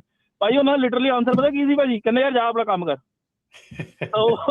ਤੇ ਉਹ ਭਾਜੀ ਦੀ ਗੱਲ ਬਿਲਕੁਲ ਠੀਕ ਹੈ, ਹਰ ਵਾਰੀ ਸ਼ਿਪਰ ਗਲਤੀ ਵੀ ਹੁੰਦੀ, ਡਰਾਈਵਰ ਵੀ ਭਾਜੀ, ਅਸੀਂ ਤੇ ਲਾਈਕ ਔਨ ਗਰਾਊਂਡ ਰਹਿਣਾ। ਤੇ ਬਾਕੀ ਆਹੀ ਤੁਹਾਡੇ ਰੇਡੀਓ ਸ਼ੋਅ ਨੂੰ ਭਾਜੀ ਬੜੇ ਲੋਕੀ ਸੁਣਦੇ ਨੇ, ਉਹਨਾਂ ਦੇ ਹੱਥ ਬੇਨਤੀ ਇਹੀ ਹੈਗੀ ਹੈ ਕਿ ਭਾਈ ਜਦੋਂ ਅਸੀਂ ਪੱਗ ਬੰਨ੍ਹਦੇ ਹਾਂ ਨਾ ਭਾਈ, ਅਸੀਂ ਈਜ਼ਲੀ ਲੋਕਾਂ ਦੀ ਨਜ਼ਰ 'ਚ ਆਉਂਦੇ ਤੇ ਭਾਈ ਅਸੀਂ ਇਹੋ ਜਿਹੀ ਆਪਣੀ ਇਮੇਜ ਬਣਾਈ ਹੈ ਕਿ ਹਾਂ ਵੀ ਅਗਲਾ ਕਹੇ ਯਾਰ ਪੱਗ ਬੰਨੀ ਹੈ, ਕਿੰਨੀ ਵਧੀਆ ਪਰਸਨੈਲਿਟੀ ਹੈਗੀ ਹੈ। ਤੇ ਇੰਸਟੈਡ ਆਫ ਦੈਟ ਕਿ ਭਾਜੀ ਤੁਸੀਂ ਉੱਥੇ ਟਰੱਕ ਸਟਾਪ ਤੇ ਲੜ ਰਹੇ ਹੋ, ਪਰਨੇ ਵੀ ਭਾਜੀ ਏਦਾਂ ਸੀ ਨਾ ਟੇਡੇ ਮੇਡੇ 'ਚ ਪਰਨੇ ਕੀਤੇ ਹੋਏ, ਦਾੜੀ ਪੂਰੀ ਵਿਖਰੀ ਪਈ। ਮੈਂ ਕਿਹਾ ਯਾਰ ਥੋੜਾ ਜਿਹਾ ਬੰਦਾ ਆਪਣੇ ਆਪ ਨੂੰ ਪਰਸਨੈਲਿਟੀ ਰੱਖੇ, ਗਰੂਮਡ ਰੱਖੇ, ਮਤਲਬ ਦਾੜੀ ਕੱਟਣੀ ਨਹੀਂ, ਗਰੂਮਡ ਮਤਲਬ ਬ੍ਰਸ਼ ਮਾਰ ਕੇ ਥੋੜਾ ਅੱਛੇ ਤਰੀਕੇ ਨਾਲ ਆਪਣੇ ਵੈਲ ਪਰਸਨੈਲਿਟੀ ਰੱਖੇ ਭਾਜੀ। ਬਸ ਇਹੀ ਗੱਲ ਕਹਿਣੀ ਸੀ। ਠੀਕ ਹੈ, ਥੈਂਕ ਯੂ ਭਾਜੀ। Thank you ji, thank you. Gurpal ਜੀ। ਹੈਲੋ। ਹਾਂਜੀ, ਹੈਲੋ ਜੀ। ਹਾਂਜੀ, ਸਤਿ ਸ਼੍ਰੀ ਅਕਾਲ ਭਾਜੀ। ਸਤਿ ਸ਼੍ਰੀ ਅਕਾਲ ਜੀ। ਭਾਜੀ ਮੈਂ ਮਾੜਾ ਪੁੱਛਣਾ ਸੀਗਾ, ਜਿਹੜਾ ਉਹ ਨਵਾਂ FMCSA ਨੇ ਜਿਹੜਾ ਪੋਰਟਲ ਜਿਹੜਾ ਉਹ ਕੀਤਾ ਆ, ਜਿਹੜਾ ਮੋਟਰਸ ਵਾਲਾ, ਉਹਦੇ ਤੇ ਚੱਲ ਹੀ ਨਹੀਂ ਰਿਹਾ ਜੀ। 2 ਮਹੀਨੇ ਹੋ ਗਏ ਸਾਨੂੰ, ਅਸੀਂ ਕੰਪਨੀ ਖੋਲੀ ਸੀ, ਉਹਦੇ ਤੇ ਜੇ ਵੀ ਕੋਈ ਅਪਡੇਟ ਕਰਦੇ ਆ ਹੋ ਹੀ ਨਹੀਂ ਰਿਹਾ ਕੁਛ ਵੀ, ਨਾ ਉਹਨਾਂ ਦਾ ਫੋਨ ਲੱਗਦਾ, 20 ਘੰਟੇ ਦੀ ਵੇਟਿੰਗ ਫੋਨ ਦੀ ਆ। ਜੇ ਈਮੇਲ ਕਰਦੇ ਆ ਉਹਦਾ ਜਵਾਬ ਹੀ ਨਹੀਂ ਆਉਂਦਾ, 15-15 20-20 ਦਿਨ। ਤੇ ਜਿਹੜਾ ਚੈਟ ਵਾਲਾ ਆ, ਜੇ ਉੱਤੇ ਜਾਂਦੇ ਆ ਉਹ ਵੀ 20 ਘੰਟੇ ਬਾਅਦ ਕਿਤੇ ਜਾ ਕੇ ਕੋਈ ਰਿਪਲਾਈ ਹੁੰਦਾ। ਹੁਣ ਕਿਹੜਾ ਵੀ 20 ਘੰਟੇ ਬੈਠਾ ਰਵੇ ਚੈਟ ਤੇ, ਕੀ ਉਹਦਾ ਹੋ ਸਕਦਾ? 20 ਘੰਟੇ ਦੀ ਤਾਂ ਕੋਈ ਰਿਪਲਾਈ ਨਹੀਂ। ਅਸੀਂ ਦੇਖੀਏ, ਅਸੀਂ ਰੋਜ਼ ਇੱਥੇ ਯੂਜ਼ ਕਰਦੇ ਹਾਂ, ਮੋਟਰਸ ਅਪਡੇਟ ਹੁੰਦੇ ਆ। ਕੋਈ ਨਾ ਕੋਈ ਪ੍ਰੋਬਲਮ ਹੋਏਗੀ ਤੁਹਾਡੀ, ਕੋਈ ਨਾ ਕੋਈ ਇਸ਼ੂ ਹੋਏਗਾ ਜਿਹਦੇ ਕਰਕੇ ਨਹੀਂ ਹੋ ਰਿਹਾ ਹੈਗਾ। ਮੋਟਰਸ ਦਾ ਜਿਹੜਾ ਇਹ ਆਪਣਾ FMCSA ਦਾ ਨੰਬਰ ਹੈਗਾ, ਉੱਥੇ 2 ਚੀਜ਼ਾਂ ਹੈਗੀਆਂ, ਜਾਂ ਤੁਸੀਂ ਹੋਲਡ 'ਤੇ ਵੇਟ ਕਰ ਸਕਦੇ ਜਾਂ ਤੁਹਾਨੂੰ ਉਹ ਕਾਲ ਬੈਕ ਕਰ ਸਕਦੇ ਆ। ਅਸੀਂ ਹਮੇਸ਼ਾ ਕਾਲ ਬੈਕ ਦੀ ਜਿਹੜੀ ਆ ਉਹਨਾਂ ਨੂੰ ਆਪਸ਼ਨ ਲਈਦੀ ਆ, ਅਤੇ ਸਾਨੂੰ 1.5 ਤੋਂ 2 ਘੰਟੇ ਦੇ ਵਿੱਚ ਕਾਲ ਬੈਕ ਜਿਹੜੀ ਆ ਜਾਂਦੀ ਆ। ਈਮੇਲ ਅਸੀਂ ਕਦੀ ਕੀਤੀ ਨਹੀਂ, ਕਿਉਂਕਿ ਈਮੇਲ ਦੇ ਉੱਤੇ ਰਿਸਪੌਂਸ ਜ਼ਿਆਦਾ ਹੈ ਨਹੀਂ ਗਾ, ਚੈਟ ਵੀ ਨਹੀਂ ਕੀਤੀ, ਪਰ ਲੇਕਿਨ ਕਾਲ ਬੈਕ ਦੀ ਆਪਸ਼ਨ ਅਸੀਂ ਯੂਜ਼ ਕਰਦੇ ਹਾਂ। ਕਾਲ ਬੈਕ ਜਿਹੜੀ ਆ ਸਾਨੂੰ ਆਲਮੋਸਟ 1.5 ਤੋਂ 2 ਘੰਟੇ, ਕਈ ਵਾਰੀ ਉਹ ਕਹਿ ਦਿੰਦੇ ਆ ਵੀ ਤੁਹਾਨੂੰ 1 ਘੰਟੇ 'ਚ ਆ ਜਾਏਗੀ, ਪਰ ਲੇਕਿਨ ਕਾਲ ਜਿਹੜੀ ਉਹ 3 ਘੰਟੇ 'ਚ ਵਾਪਸ ਆਉਂਦੀ ਆ, ਪਰ ਆਉਂਦੀ ਜ਼ਰੂਰ ਹੈ। ਇਹ ਨਹੀਂ ਹੈਗਾ ਕਿ ਸਾਨੂੰ ਕਾਲ ਨਹੀਂ ਆਉਂਦੀ, ਪਰ ਡੈਫੀਨੇਟਲੀ ਤੁਸੀਂ ਚੈੱਕ ਕਰੋ ਕਿ ਤੁਹਾਡਾ ਜਿਹੜੀ ਫਾਈਲਿੰਗ ਹੋਈ ਆ, ਸਾਰਾ ਕੁਛ ਹੋਇਆ ਆ। ਤੁਸੀਂ ਆਪਣਾ ਜਿਹੜਾ ਪਿਛਲਾ ਜਿਹੜੀ ਕੰਪਨੀ ਆ ਉਹ ਐਕਟਿਵ ਹੋ ਗਈ ਸੀ ਮੋਟਰਸ ਚਾਲੂ ਹੋਣ ਤੋਂ ਪਹਿਲਾਂ, ਜਾਂ ਨਹੀਂ ਸੀ ਹੋਈ। ਜੇ ਐਕਟਿਵ ਨਹੀਂ ਹੋਈ ਦੈਨ ਕਿਹੜੇ ਰੀਜ਼ਨ ਕਰਕੇ ਐਕਟਿਵ ਨਹੀਂ ਹੋਈ। ਸੋ ਫਾਈਂਡ ਆਊਟ ਦਾ ਰੀਜ਼ਨਸ ਕਿ ਜਿੱਥੇ ਤੁਸੀਂ ਪਰਮਿਟਸ ਜਿੱਥੇ ਅਪਲਾਈ ਕੀਤੇ ਆ, ਜਿੱਥੇ ਕੰਪਨੀ ਖੋਲੀ ਆ, ਫਾਈਂਡ ਆਊਟ ਕਿ ਉਹਨਾਂ ਨੇ ਕੀ ਕੀਤਾ ਹੈਗਾ। ਫਿਰ ਜਿਹੜਾ ਮੋਟਰਸ ਦੇ ਵਿੱਚ ਤੁਸੀਂ ਲੌਗਇਨ ਕਰਕੇ ਆਪਣਾ ਅਕਾਊਂਟ ਜਿਹੜਾ, ਜੇ ਤੁਹਾਡੀ ਕੰਪਨੀ ਪਹਿਲਾਂ ਖੁੱਲ੍ਹ ਗਈ ਆ ਉਹ ਲਾਗੂ ਹੋਣ ਤੋਂ, ਤੇ ਫਿਰ ਮੋਟਰਸ ਦੇ ਵਿੱਚ ਸਿਰਫ ਤੁਸੀਂ ਅਕਾਊਂਟ ਅਟੈਚ ਕਰਨਾ ਆ। ਸੋ ਕੁਛ ਨਹੀਂ ਉਹਦੇ ਵਿੱਚ ਹੈਗਾ, ਸਿਰਫ ਪਿਛਲੇ ਅਕਾਊਂਟ ਨਾਲ ਨਵਾਂ ਅਕਾਊਂਟ ਅਟੈਚ ਕਰਨਾ ਆ। ਉਹਦੇ 'ਚ ਤੁਹਾਡੀ ਜਿਹੜੀ ਆ ਫੇਸ ਵੈਰੀਫਿਕੇਸ਼ਨ ਹੋਣੀ ਆ, ਉਹ ਸਾਰਾ ਕੁਝ ਤੋਂ ਬਾਅਦ ਤੁਹਾਡਾ ਅਕਾਊਂਟ ਜਿਹੜਾ ਹੋ ਜਾਣਾ। ਜਦੋਂ ਅਕਾਊਂਟ ਓਪਨ ਹੋ ਜਾਂਦਾ ਆ, ਸਿਰਫ ਅੱਜ ਕੱਲ੍ਹ ਜਿਹੜੀ ਪ੍ਰੋਬਲਮ ਆ ਰਹੀ ਹੈ ਸਾਨੂੰ, ਉਹ ਜ਼ਿਆਦਾ ਆ ਰਹੀ ਆ ਕਿ ਜਿਹੜੇ DOT ਨੰਬਰ ਆ ਉਹ ਕਨੈਕਟ ਨਹੀਂ ਹੋ ਰਹੇ, ਉੱਥੇ ਗ੍ਰੇ ਆ ਰਹੇ ਆ, ਉਹ ਮਤਲਬ ਕਿ ਕਨੈਕਸ਼ਨ ਨਹੀਂ ਉਹ ਬਣ ਰਿਹਾ ਹੈਗਾ। ਨਹੀਂ ਸ਼ੋ ਹੁੰਦੇ। ਹਾਂਜੀ, ਉਹ ਨਹੀਂ ਐਕਟਿਵ ਨਹੀਂ, ਉਹਦੇ ਕਨੈਕਟ ਨਹੀਂ ਹੁੰਦੇ। ਐਕਟਿਵ ਤਾਂ ਸ਼ੋ ਹੁੰਦਾ, ਕਨੈਕਟ ਨਹੀਂ ਹੁੰਦਾ। ਨਜ਼ਰ ਆ ਰਹੇ ਆ ਪਰ ਉਹ ਜੁੜਦੇ ਨਹੀਂ। ਹਾਂਜੀ, ਉਹ ਪ੍ਰੋਬਲਮ ਜ਼ਰੂਰ ਆ ਰਹੀ ਆ। ਉਹ ਡੈਫੀਨੇਟਲੀ ਸਾਡੀ FMCSA ਨਾਲ ਅਸੀਂ ਕਨੈਕਸ਼ਨ ਬਣਾਇਆ ਹੋਇਆ। ਜਿਹੜੇ ਕੇਸਿਸ ਸਾਡੇ ਕੋਲ ਆਉਂਦੇ ਆ ਜਾਂ ਕੋਈ ਪ੍ਰੋਬਲਮ ਆਉਂਦੀ ਆ, ਅਸੀਂ ਰੈਫਰ ਕਰਦੇ ਹਾਂ, ਤਾਂ ਕਿ ਉਹਨਾਂ ਦਾ ਜਿਹੜਾ ਕੋਈ ਵੀ ਉਹਨਾਂ ਨੂੰ ਵੀ FMCSA ਨੂੰ ਵੀ ਫੀਡਬੈਕ ਚਾਹੀਦੀ ਆ ਵੀ ਕਿੱਥੇ ਪ੍ਰੋਬਲਮ ਆ ਰਹੀ ਆ, ਕਿੱਥੇ ਇਸ਼ੂ ਆ ਰਿਹਾ। ਸੋ ਅਸੀਂ ਰੈਗੂਲਰਲੀ ਪ੍ਰੋਵਾਈਡ ਕਰਦੇ ਰਹਿੰਦੇ ਹਾਂ। ਸੋ ਵੀ ਤੁਹਾਨੂੰ ਜੇ ਨਹੀਂ ਪਤਾ ਲੱਗ ਰਿਹਾ ਤੇ ਰਮਨ ਜੀ ਆਪਣਾ ਨੰਬਰ ਦੇ ਦਿਓ, ਜੇ ਬਾਅਦ 'ਚ ਤੁਹਾਡੀ ਜੇ ਉਹ ਹੈਲਪ ਲੈਣਾ ਚਾਹੁੰਦੇ ਹੋ ਤਾਂ। ਹਾਂਜੀ, ਸਾਡਾ ਜਿਹੜਾ ਆਫਿਸ ਦਾ ਨੰਬਰ ਹੈਗਾ 2094176300, ਉੱਤੇ ਕਾਲ ਕਰ ਸਕਦੇ ਆ, ਤੇ we will try to help you. ਇਹ ਨਹੀਂ ਕਹਿੰਦਾ ਕਿ we will be able to help you, because ਕਾਫੀ ਸਾਡੇ ਕੋਈ ਨਹੀਂ, ਕੋਸ਼ਿਸ਼ ਕਰ ਸਕਦੇ ਹਾਂ। ਹਾਂਜੀ, ਸਾਰੇ ਖੁਦ ਦੇ ਕਲਾਇੰਟ ਵੀ ਹੈਗੇ ਆ ਜਿਹੜੇ ਵੇਟ ਕਰ ਰਹੇ ਆ। ਸੋ ਪਰ ਇਹ ਆ ਕਿ ਇਹ ਨਹੀਂ ਹੈਗਾ ਕਿ 20 ਘੰਟੇ ਦੇ ਵਿੱਚ ਕੋਈ ਕਾਲ ਨਹੀਂ ਆਉਂਦੀ, ਕੋਈ ਰਿਪਲਾਈ ਨਹੀਂ ਆਉਂਦੀ, ਕੁਛ ਨਹੀਂ ਆਉਂਦਾ। ਦੈਟ ਇਜ਼ ਨਾਟ ਠੀਕ ਹੈ ਜੀ। ਨਹੀਂ ਭਾਜੀ, ਅਸੀਂ ਤਾਂ ਜਿਨ੍ਹਾਂ ਕੋਲ ਕੀਤਾ, ਜਿਨ੍ਹਾਂ ਨੇ ਜਿਹੜਾ ਪੇਪਰ ਵਰਕ ਕਰ ਰਹੇ ਆ, ਉਹਨਾਂ ਕੋਲ ਰੋਜ਼ ਜਾ ਕੇ ਪੁੱਛੀਦਾ, ਉਹਨਾਂ ਨੂੰ ਫੋਨ ਤੇ ਵੀ। ਹਾਂਜੀ, ਫਿਰ ਉਹ ਬੇਸਿਕਲੀ ਆਪਣਾ ਕੰਮ ਨਹੀਂ ਕਰ ਰਹੇ ਜੀ। ਮੈਂ ਤੁਹਾਨੂੰ ਸਾਫ਼ ਸਿੱਧੀ ਗੱਲ ਦੱਸਦਾ, ਕਿਉਂਕਿ ਅਸੀਂ ਰੋਜ਼ ਇੱਥੇ ਕਰਦੇ ਹਾਂ, ਰੋਜ਼ ਸਾਡੇ ਕੋਲ ਆਣ ਕੇ ਬਹਿੰਦੇ ਆ। ਅਸੀਂ ਰੋਜ਼ FMCSA ਨਾਲ ਕਨੈਕਸ਼ਨ ਸਾਡਾ 1 ਤੋਂ 2 ਵਾਰੀ ਰੋਜ਼ ਅਸੀਂ ਗੱਲ ਕਰਦੇ ਹਾਂ। ਸੋ ਕਨੈਕਸ਼ਨ ਵੀ ਹੁੰਦਾ ਆ ਤੁਹਾਡੀ। ਮੈਂ ਤੁਹਾਨੂੰ ਕਹਿਤਾ ਈਮੇਲ ਔਰ ਚੈਟ ਅਸੀਂ ਯੂਜ਼ ਨਹੀਂ ਕਰਦੇ, ਕਿਉਂਕਿ we can not sit on a chat. So ਸਾਨੂੰ ਇਹ ਹੁੰਦਾ ਵੀ ਕਾਲ ਬੈਕ ਜਦੋਂ ਆਉਂਦੀ ਹੈ ਫਿਰ ਵੀ ਕੈਨ ਡਿਸਕਸ। ਠੀਕ ਹੈ ਭਾਈ, ਥੈਂਕ ਯੂ ਤੁਹਾਡਾ ਬਹੁਤ ਬਹੁਤ। ਮੈਂ ਤੁਹਾਨੂੰ ਕਾਲ ਕਰੂੰਗਾ ਜੀ ਪ੍ਰੋਗਰਾਮ ਤੋਂ ਬਾਅਦ 'ਚ। Thank you ji. Thank you. Amarjeet ji. Sat ਸ਼੍ਰੀ ਅਕਾਲ ਭਾਜੀ। ਸਤਿ ਸ਼੍ਰੀ ਅਕਾਲ ਜੀ। ਸਤਿ ਸ਼੍ਰੀ ਅਕਾਲ ਰਮਨ ਭਾਜੀ।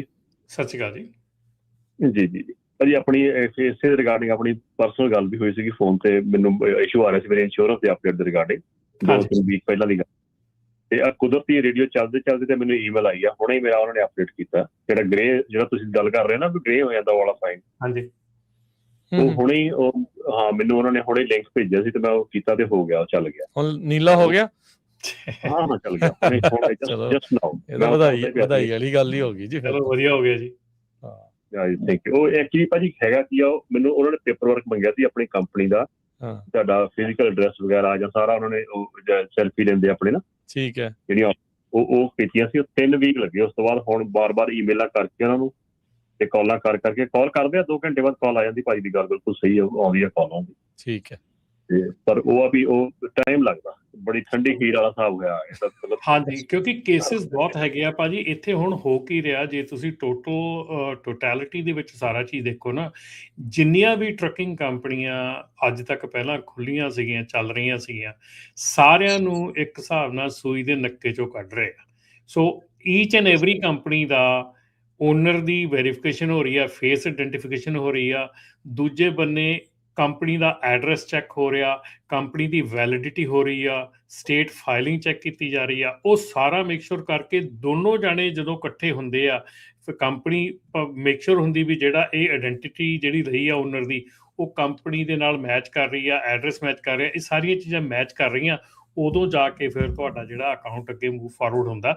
ਸੋ ਇਹ ਬੇਸਿਕਲੀ ਆਪਾਂ ਦੇਖ ਲਈਏ ਵੀ ਕਿੰਨੇ ਲੱਖਾਂ ਕੰਪਨੀਆਂ ਜਿਹੜੀਆਂ ਬਾਹਰ ਖੁੱਲੀਆਂ ਹੋਈਆਂ, ਜਿਨ੍ਹਾਂ ਨੂੰ ਹੁਣ ਇੱਕ ਇੱਕ ਕਰਕੇ ਆਇਡੈਂਟੀਫਾਈ ਕਰਕੇ ਵੈਰੀਫਾਈ ਕਰਕੇ ਤੇ ਫਿਰ ਉਹ ਨਵੇਂ ਸਿਸਟਮ ਦੇ ਵਿੱਚ ਆਨ ਹੁੰਦੀਆਂ। ਸੋ ਮੇਰੇ ਖਿਆਲ ਦੇ ਵਿੱਚ ਇਸ ਕਰਕੇ ਵੀ ਅਸੀਂ ਕੁਛ ਕੇਸਿਸ ਹੈਗੇ ਜਿਹੜੇ ਡਾਇਰੈਕਟਲੀ ਅਸੀਂ FMCS ਨੂੰ ਰੈਫਰ ਕੀਤੇ ਆ, ਉਹਨਾਂ ਦੇ ਨਾਲ ਜਿਹੜੀ ਗੱਲਬਾਤ ਚੱਲ ਰਹੀ ਉਹਦੇ ਹਿਸਾਬ ਦੇ ਨਾਲ ਸਾਨੂੰ ਲੱਗ ਰਿਹਾ ਕਿ ਦੇ ਆਰ ਵੈਰੀ ਡੀਪਲੀ ਜਿਹੜੀ ਆ ਉਹਦੀ ਬੈਕਗਰਾਊਂਡ ਚੈੱਕ ਹੋ ਰਿਹਾ ਜੀ। ਹਾਂ ਉਹ ਇਹਨਾਂ ਨੂੰ ਕਾਫੀ ਟਾਈਮ ਲਾ ਰਹੇ ਉਸ ਚੀਜ਼ ਨੂੰ, ਵੈਟਿੰਗ ਪੂਰੀ ਹੋ ਰਹੀ ਹੈ। ਠੀਕ ਹੈ ਜੀ, ਜੀ ਜੀ ਜੀ, ਥੈਂਕ ਯੂ ਅਮਰਜੀਤ ਜੀ। ਰਾਈਟ ਨਾਓ ਚੱਲ ਰਹੀ ਹੈ ਜੀ। ਹਾਂ ਜੀ, ਥੈਂਕ ਯੂ ਜੀ, ਬਹੁਤ ਸ਼ੁਕਰੀਆ। ਸੋ ਸਮਾਂ ਵੀ ਆਪਣੇ ਪ੍ਰੋਗਰਾਮ ਦਾ ਜਿਹੜਾ ਉਹ ਸਮਾਪਤੀ ਦੇ ਵੱਲ ਨੂੰ ਆ, ਤੇ ਜਾਂਦੇ ਜਾਂਦੇ ਜੇ ਫਿਊਚਰ ਦੀ ਗੱਲ ਕਰਦੇ ਜਾਈਏ Raman ji, future technology, autonomous trucking, ਉਹਨੂੰ ਲੈ ਕੇ ਕੀ ਸਰਗਰਮੀਆਂ ਜਿਹੜੀਆਂ ਉਹ ਦੇਖਣ ਨੂੰ ਜਾਂ ਕੀ ਗੱਲਬਾਤ ਜਿਹੜੀ ਉਹ ਸੁਣਨ ਨੂੰ ਮਿਲ ਰਹੀ ਹੈ? ਬਿਲਕੁਲ ਰਾਜਕਰਨ, ਕਾਫੀ ਸਰਗਰਮੀਆਂ ਉੱਧਰ ਹੋ ਰਹੀਆਂ ਹੈਗੀਆਂ ਇਸ ਵੇਲੇ। ਜਿਹੜੇ ਵਾਲਵੋ ਵੀ ਆ, ਉਹ ਵੀ ਕਹਿ ਰਿਹਾ ਹੈਗਾ ਕਿ ਆਉਣ ਵਾਲੇ 3 ਸਾਲਾਂ ਦੇ ਵਿੱਚ ਇਹਦੇ ਵਿੱਚ ਉਹ ਜੰਪ ਕਰਨ ਜਾ ਰਿਹਾ ਹੈਗਾ। ਹੋਰ ਕਈ ਕੰਪਨੀਜ਼ ਹੈਗੀਆਂ ਜਿਹੜੀਆਂ ਕਰ ਰਹੀਆਂ ਹੈਗੀਆਂ। ਟੈਕਸਸ ਦੇ ਵਿੱਚ ਕਾਫੀ ਹਲਚਲ ਹੈਗੀ ਆ ਆਟੋਨਮਸ ਟਰੱਕਿੰਗ ਦੀ, ਉੱਥੇ ਵਾਲਮਾਰਟ ਦਾ ਕੰਮ ਚੱਲ ਰਿਹਾ ਸੀ। ਹੋਰ 1-2 ਜਿਹੜੇ ਵੱਡੇ ਜਿਹੜੇ ਹੈਗੇ ਆ ਸ਼ਿਪਰ ਰਿਸੀਵਰਸ ਹੈਗੇ ਆ, ਉਹ ਆਟੋਨਮਸ ਟਰੱਕਿੰਗ ਦਾ ਕੰਮ, ਲਾਸਟ ਮਾਈਲ ਡਿਲੀਵਰੀ ਦਾ ਆਟੋਨਮਸ ਟਰੱਕਿੰਗ ਨਾਲ ਕਰ ਰਹੇ ਆ। ਸੋ ਹਲਚਲ ਕਾਫੀ ਮਚ ਰਹੀ ਹੈ, ਪਰ ਡੈਫੀਨੇਟਲੀ ਦੇਖਣ ਵਾਲਾ ਟਾਈਮ ਹੋਊਗਾ ਕਿ ਆਉਣ ਵਾਲੇ ਸਮੇਂ 'ਚ ਕਿੱਦਾਂ ਚੱਲਦਾ ਸਾਰਾ ਕੁਛ। ਲੇਟੈਸਟ ਦੂਜਾ ਇੱਕ ਹੈਗਾ ਰਾਜਕਰਨ, ਇੱਕ ਹੋਰ ਖਬਰ ਜਿਹੜੀ ਰਹਿ ਗਈ ਸੀਗੀ ਕਿ ਓਹਾਇਓ ਨੇ 1200 ਲਾਇਸੈਂਸ ਜਿਹੜੇ ਆ ਉਹ ਰਿਵੋਕ ਕਰ ਦਿੱਤੇ ਹੈਗੇ ਆ, ਨਾਨ ਡੋਮਿਸਾਈਲ ਲਾਇਸੈਂਸ, ਤੇ ਉਹਨਾਂ ਨੇ ਹੁਣ ਨਵੇਂ ਇਸ਼ੂ ਕਰਨ ਤੋਂ, ਰੀਨਿਊ ਕਰਨ ਤੋਂ ਜਿਹੜੇ ਨਾਨ ਡੋਮਿਸਾਈਲ ਆ ਮਨਾ ਕਰਤਾ ਹੈ। ਟੋਟਲ 5000 ਲਾਇਸੈਂਸ ਹੈਗੇ ਆ, 1200 ਰਿਵੋਕ ਹੋ ਚੁੱਕੇ ਆ, ਤੇ ਜਿਹੜੇ ਬਾਕੀ ਹੈਗੇ ਉਹਨਾਂ ਨੂੰ ਲੈਟਰ ਚਲਾ ਗਿਆ ਕਿ ਜਦੋਂ ਉਹਨਾਂ ਦੇ ਲਾਇਸੈਂਸ ਐਕਸਪਾਇਰ ਹੋਣਗੇ ਉਸ ਤੋਂ ਬਾਅਦ ਉਹ ਰੀਨਿਊ ਨਹੀਂ ਹੋਣਗੇ। ਸੋ ਇਹ ਓਹਾਇਓ ਦੀ ਖਬਰ ਹੈਗੀ ਆ। ਸੋ ਬਾਕੀ ਜਿਹੜਾ ਸਮਾਂ ਹੈਗਾ ਉਹ ਮਤਲਬ ਕਿ ਓਵਰਆਲ ਜਿਹੜੀ ਚੀਜ਼ ਹੈਗੀ ਆ ਉਹ ਆਪਾਂ ਜਿੱਦਾਂ ਦੱਸ ਹੀ ਦਿੱਤਾ ਕਿ ਜੇ ਤੁਸੀਂ ਟਰੱਕਿੰਗ ਦੇ ਵਿੱਚ ਇਸ ਵੇਲੇ ਆਉਣਾ ਹੈਗਾ ਤੇ ਮੇਕ ਸ਼ੋਰ ਪਹਿਲੀ ਤਾਂ ਚੀਜ਼ ਇਹ ਆ ਕਿ ਤੁਹਾਡਾ ਸਟੇਟਸ ਜਿਹੜਾ ਆ ਉਹ ਪਰਮਾਨੈਂਟ ਹੋਣਾ ਚਾਹੀਦਾ, ਗ੍ਰੀਨ ਕਾਰਡ ਜਾਂ ਸਿਟੀਜ਼ਨ ਹੋਣਾ ਚਾਹੀਦਾ। ਦੂਜਾ ਜਿਹੜਾ ਹੈਗਾ ਆ ਕਿ ਜੇ ਤੁਸੀਂ ਸਿਟੀਜ਼ਨ ਹੈਗੇ ਆ, ਗ੍ਰੀਨ ਕਾਰਡ ਹੋਲਡਰ ਹੈਗੇ ਆ, ਤੁਹਾਡੀ ਬੇਸਿਕ ਰਿਕੁਆਇਰਮੈਂਟ ਜਿਹੜੀ ਆ ਇੰਗਲਿਸ਼ ਪ੍ਰੋਫੀਸ਼ੀਐਂਸੀ ਦਾ, ਜਿਹੜਾ ਤੁਹਾਨੂੰ ਇੰਗਲਿਸ਼ ਜਿਹੜੀ ਆ ਉਹ ਮਤਲਬ ਕਿ ਤੁਹਾਡੀ ਵਧੀਆ ਹੋਣੀ ਚਾਹੀਦੀ ਆ, ਬੋਲਦੇ ਸਮਝਦੇ ਲਿਖਦੇ ਪੜ੍ਹਦੇ ਹੋਣੇ ਚਾਹੀਦੇ ਆ। ਰੀਸੈਂਟਲੀ ਰਾਜਕਰਨ ਕੁਛ ਕਾਲਾਂ ਆਈਆਂ ਹੈਗੀਆਂ ਜਿਹੜੀਆਂ ਇੰਗਲਿਸ਼ ਪ੍ਰੋਫੀਸ਼ੀਐਂਸੀ ਦੀਆਂ ਟਿਕਟਸ ਮਿਲੀਆਂ ਹੈਗੀਆਂ ਜਿਨ੍ਹਾਂ ਨੂੰ ਆਊਟ ਆਫ ਸਰਵਿਸ ਕੀਤਾ ਗਿਆ ਹੈਗਾ। ਜੇ ਤੁਹਾਨੂੰ ਇੰਗਲਿਸ਼ ਪ੍ਰੋਫੀਸ਼ੀਐਂਸੀ ਦੀ ਟਿਕਟ ਮਿਲ ਗਈ ਆ ਔਰ ਤੁਹਾਨੂੰ ਆਊਟ ਆਫ ਸਰਵਿਸ ਕਰ ਦਿੱਤਾ ਗਿਆ ਹੈ, ਦੈਟ ਮੀਨਸ ਕਿ ਜਿੰਨੀ ਦੇਰ ਤੱਕ ਤੁਸੀਂ DMV ਦੇ ਵਿੱਚ ਜਾ ਕੇ ਆਪਣਾ ਇੰਗਲਿਸ਼ ਪ੍ਰੋਫੀਸ਼ੀਐਂਸੀ ਦਾ ਟੈਸਟ ਨਹੀਂ ਦਿੰਦੇ, ਉਹ ਕਲੀਅਰ ਨਹੀਂ ਕਰਦੇ, ਉਨੀ ਦੇਰ ਤੱਕ ਤੁਸੀਂ ਟਰੱਕ ਨਹੀਂ ਚਲਾ ਸਕਦੇ। ਜੇ ਤੁਹਾਡਾ ਟੈਸਟ ਉੱਥੇ ਕਲੀਅਰ ਹੋ ਜਾਂਦਾ ਤੁਹਾਨੂੰ ਲਾਇਸੈਂਸ ਵਾਪਸ ਮਿਲ ਜਾਂਦਾ। ਜੇ ਤੁਹਾਡਾ ਟੈਸਟ ਕਲੀਅਰ ਨਹੀਂ ਹੁੰਦਾ ਤੇ ਤੁਹਾਨੂੰ ਉਹ ਲਾਇਸੈਂਸ ਜਿਹੜਾ ਤੁਹਾਡਾ CDL ਆ ਉਹ ਵਾਪਸ ਨਹੀਂ ਮਿਲਦਾ। ਸੋ ਇਹ ਚੀਜ਼ਾਂ ਨੂੰ ਮੱਦੇਨਜ਼ਰ ਰੱਖਦੇ ਹੋਏ ਜਿਹੜੇ ਆਉਣ ਵਾਲਾ ਸਮਾਂ ਹੈਗਾ ਉਹਦੇ ਵਿੱਚ ਜੇ ਟਰੱਕਿੰਗ 'ਚ ਤੁਸੀਂ ਆਉਣਾ ਆ, ਫਸਟ ਆਫ ਆਲ ਤੁਹਾਡਾ ਜਿਹੜਾ ਸਟੇਟਸ ਆ ਉਹ ਠੀਕ ਹੋਣਾ ਚਾਹੀਦਾ, ਤੁਹਾਡੀ ਇੰਗਲਿਸ਼ ਦੀ ਨੌਲੇਜ ਜਿਹੜੀ ਠੀਕ ਹੋਣੀ ਚਾਹੀਦੀ ਆ, ਤੁਹਾਨੂੰ ਬਿਜ਼ਨਸ ਨੌਲੇਜ ਹੋਣੀ ਚਾਹੀਦੀ ਆ, ਔਰ ਤੁਸੀਂ ਬਿਜ਼ਨਸ ਦੇ ਵਿੱਚ ਆਣ ਕੇ ਕੰਪਲਾਇੰਟ ਰਹਿਣ ਦਾ ਤੁਹਾਨੂੰ ਕੰਪਲਾਇੰਟ ਹੀ ਰਹਿਣਾ ਪੈਣਾ ਹੈ। ਕਿਉਂਕਿ ਹੁਣ ਜਿਹੜੇ ਪਹਿਲੇ ਵਾਲੇ ਸਮੇਂ ਸੀਗੇ, ਪਹਿਲੇ ਵਾਲੇ ਟਾਈਮ ਸੀਗੇ, ਉਹ ਸ਼ਾਇਦ ਹੌਲੀ ਹੌਲੀ ਡ੍ਰੌਪ ਹੋਈ ਜਾ ਰਹੇ ਆ।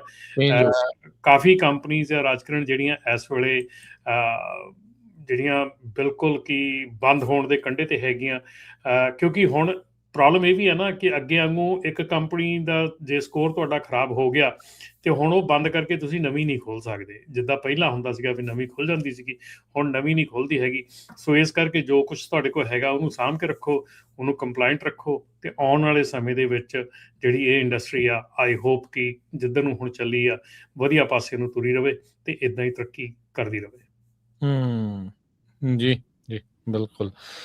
ਸੋ ਬਹੁਤ ਬਹੁਤ ਧੰਨਵਾਦ ਰਮਨ ਜੀ, ਬਹੁਤ ਬਹੁਤ ਧੰਨਵਾਦ ਹਰਜੋਤ ਜੀ। ਅੱਜ ਦਾ ਪ੍ਰੋਗਰਾਮ ਆਪਾਂ ਇੱਥੇ ਹੀ ਹੁਣ ਸਮਾਪਤ ਕਰਦੇ ਹਾਂ। ਮੈਨੂੰ ਇਜਾਜ਼ਤ ਲੈਂਦੇ ਆਪਾਂ ਸਾਰਿਆਂ ਤੋਂ, ਤੇ ਮਿਲਦੇ ਹਾਂ ਜੀ ਫਿਰ ਅਗਲੀ ਵਾਰੀ। ਸਭ ਨੂੰ ਪਿਆਰ ਭਰੀ ਸਤਿ ਸ਼੍ਰੀ ਅਕਾਲ।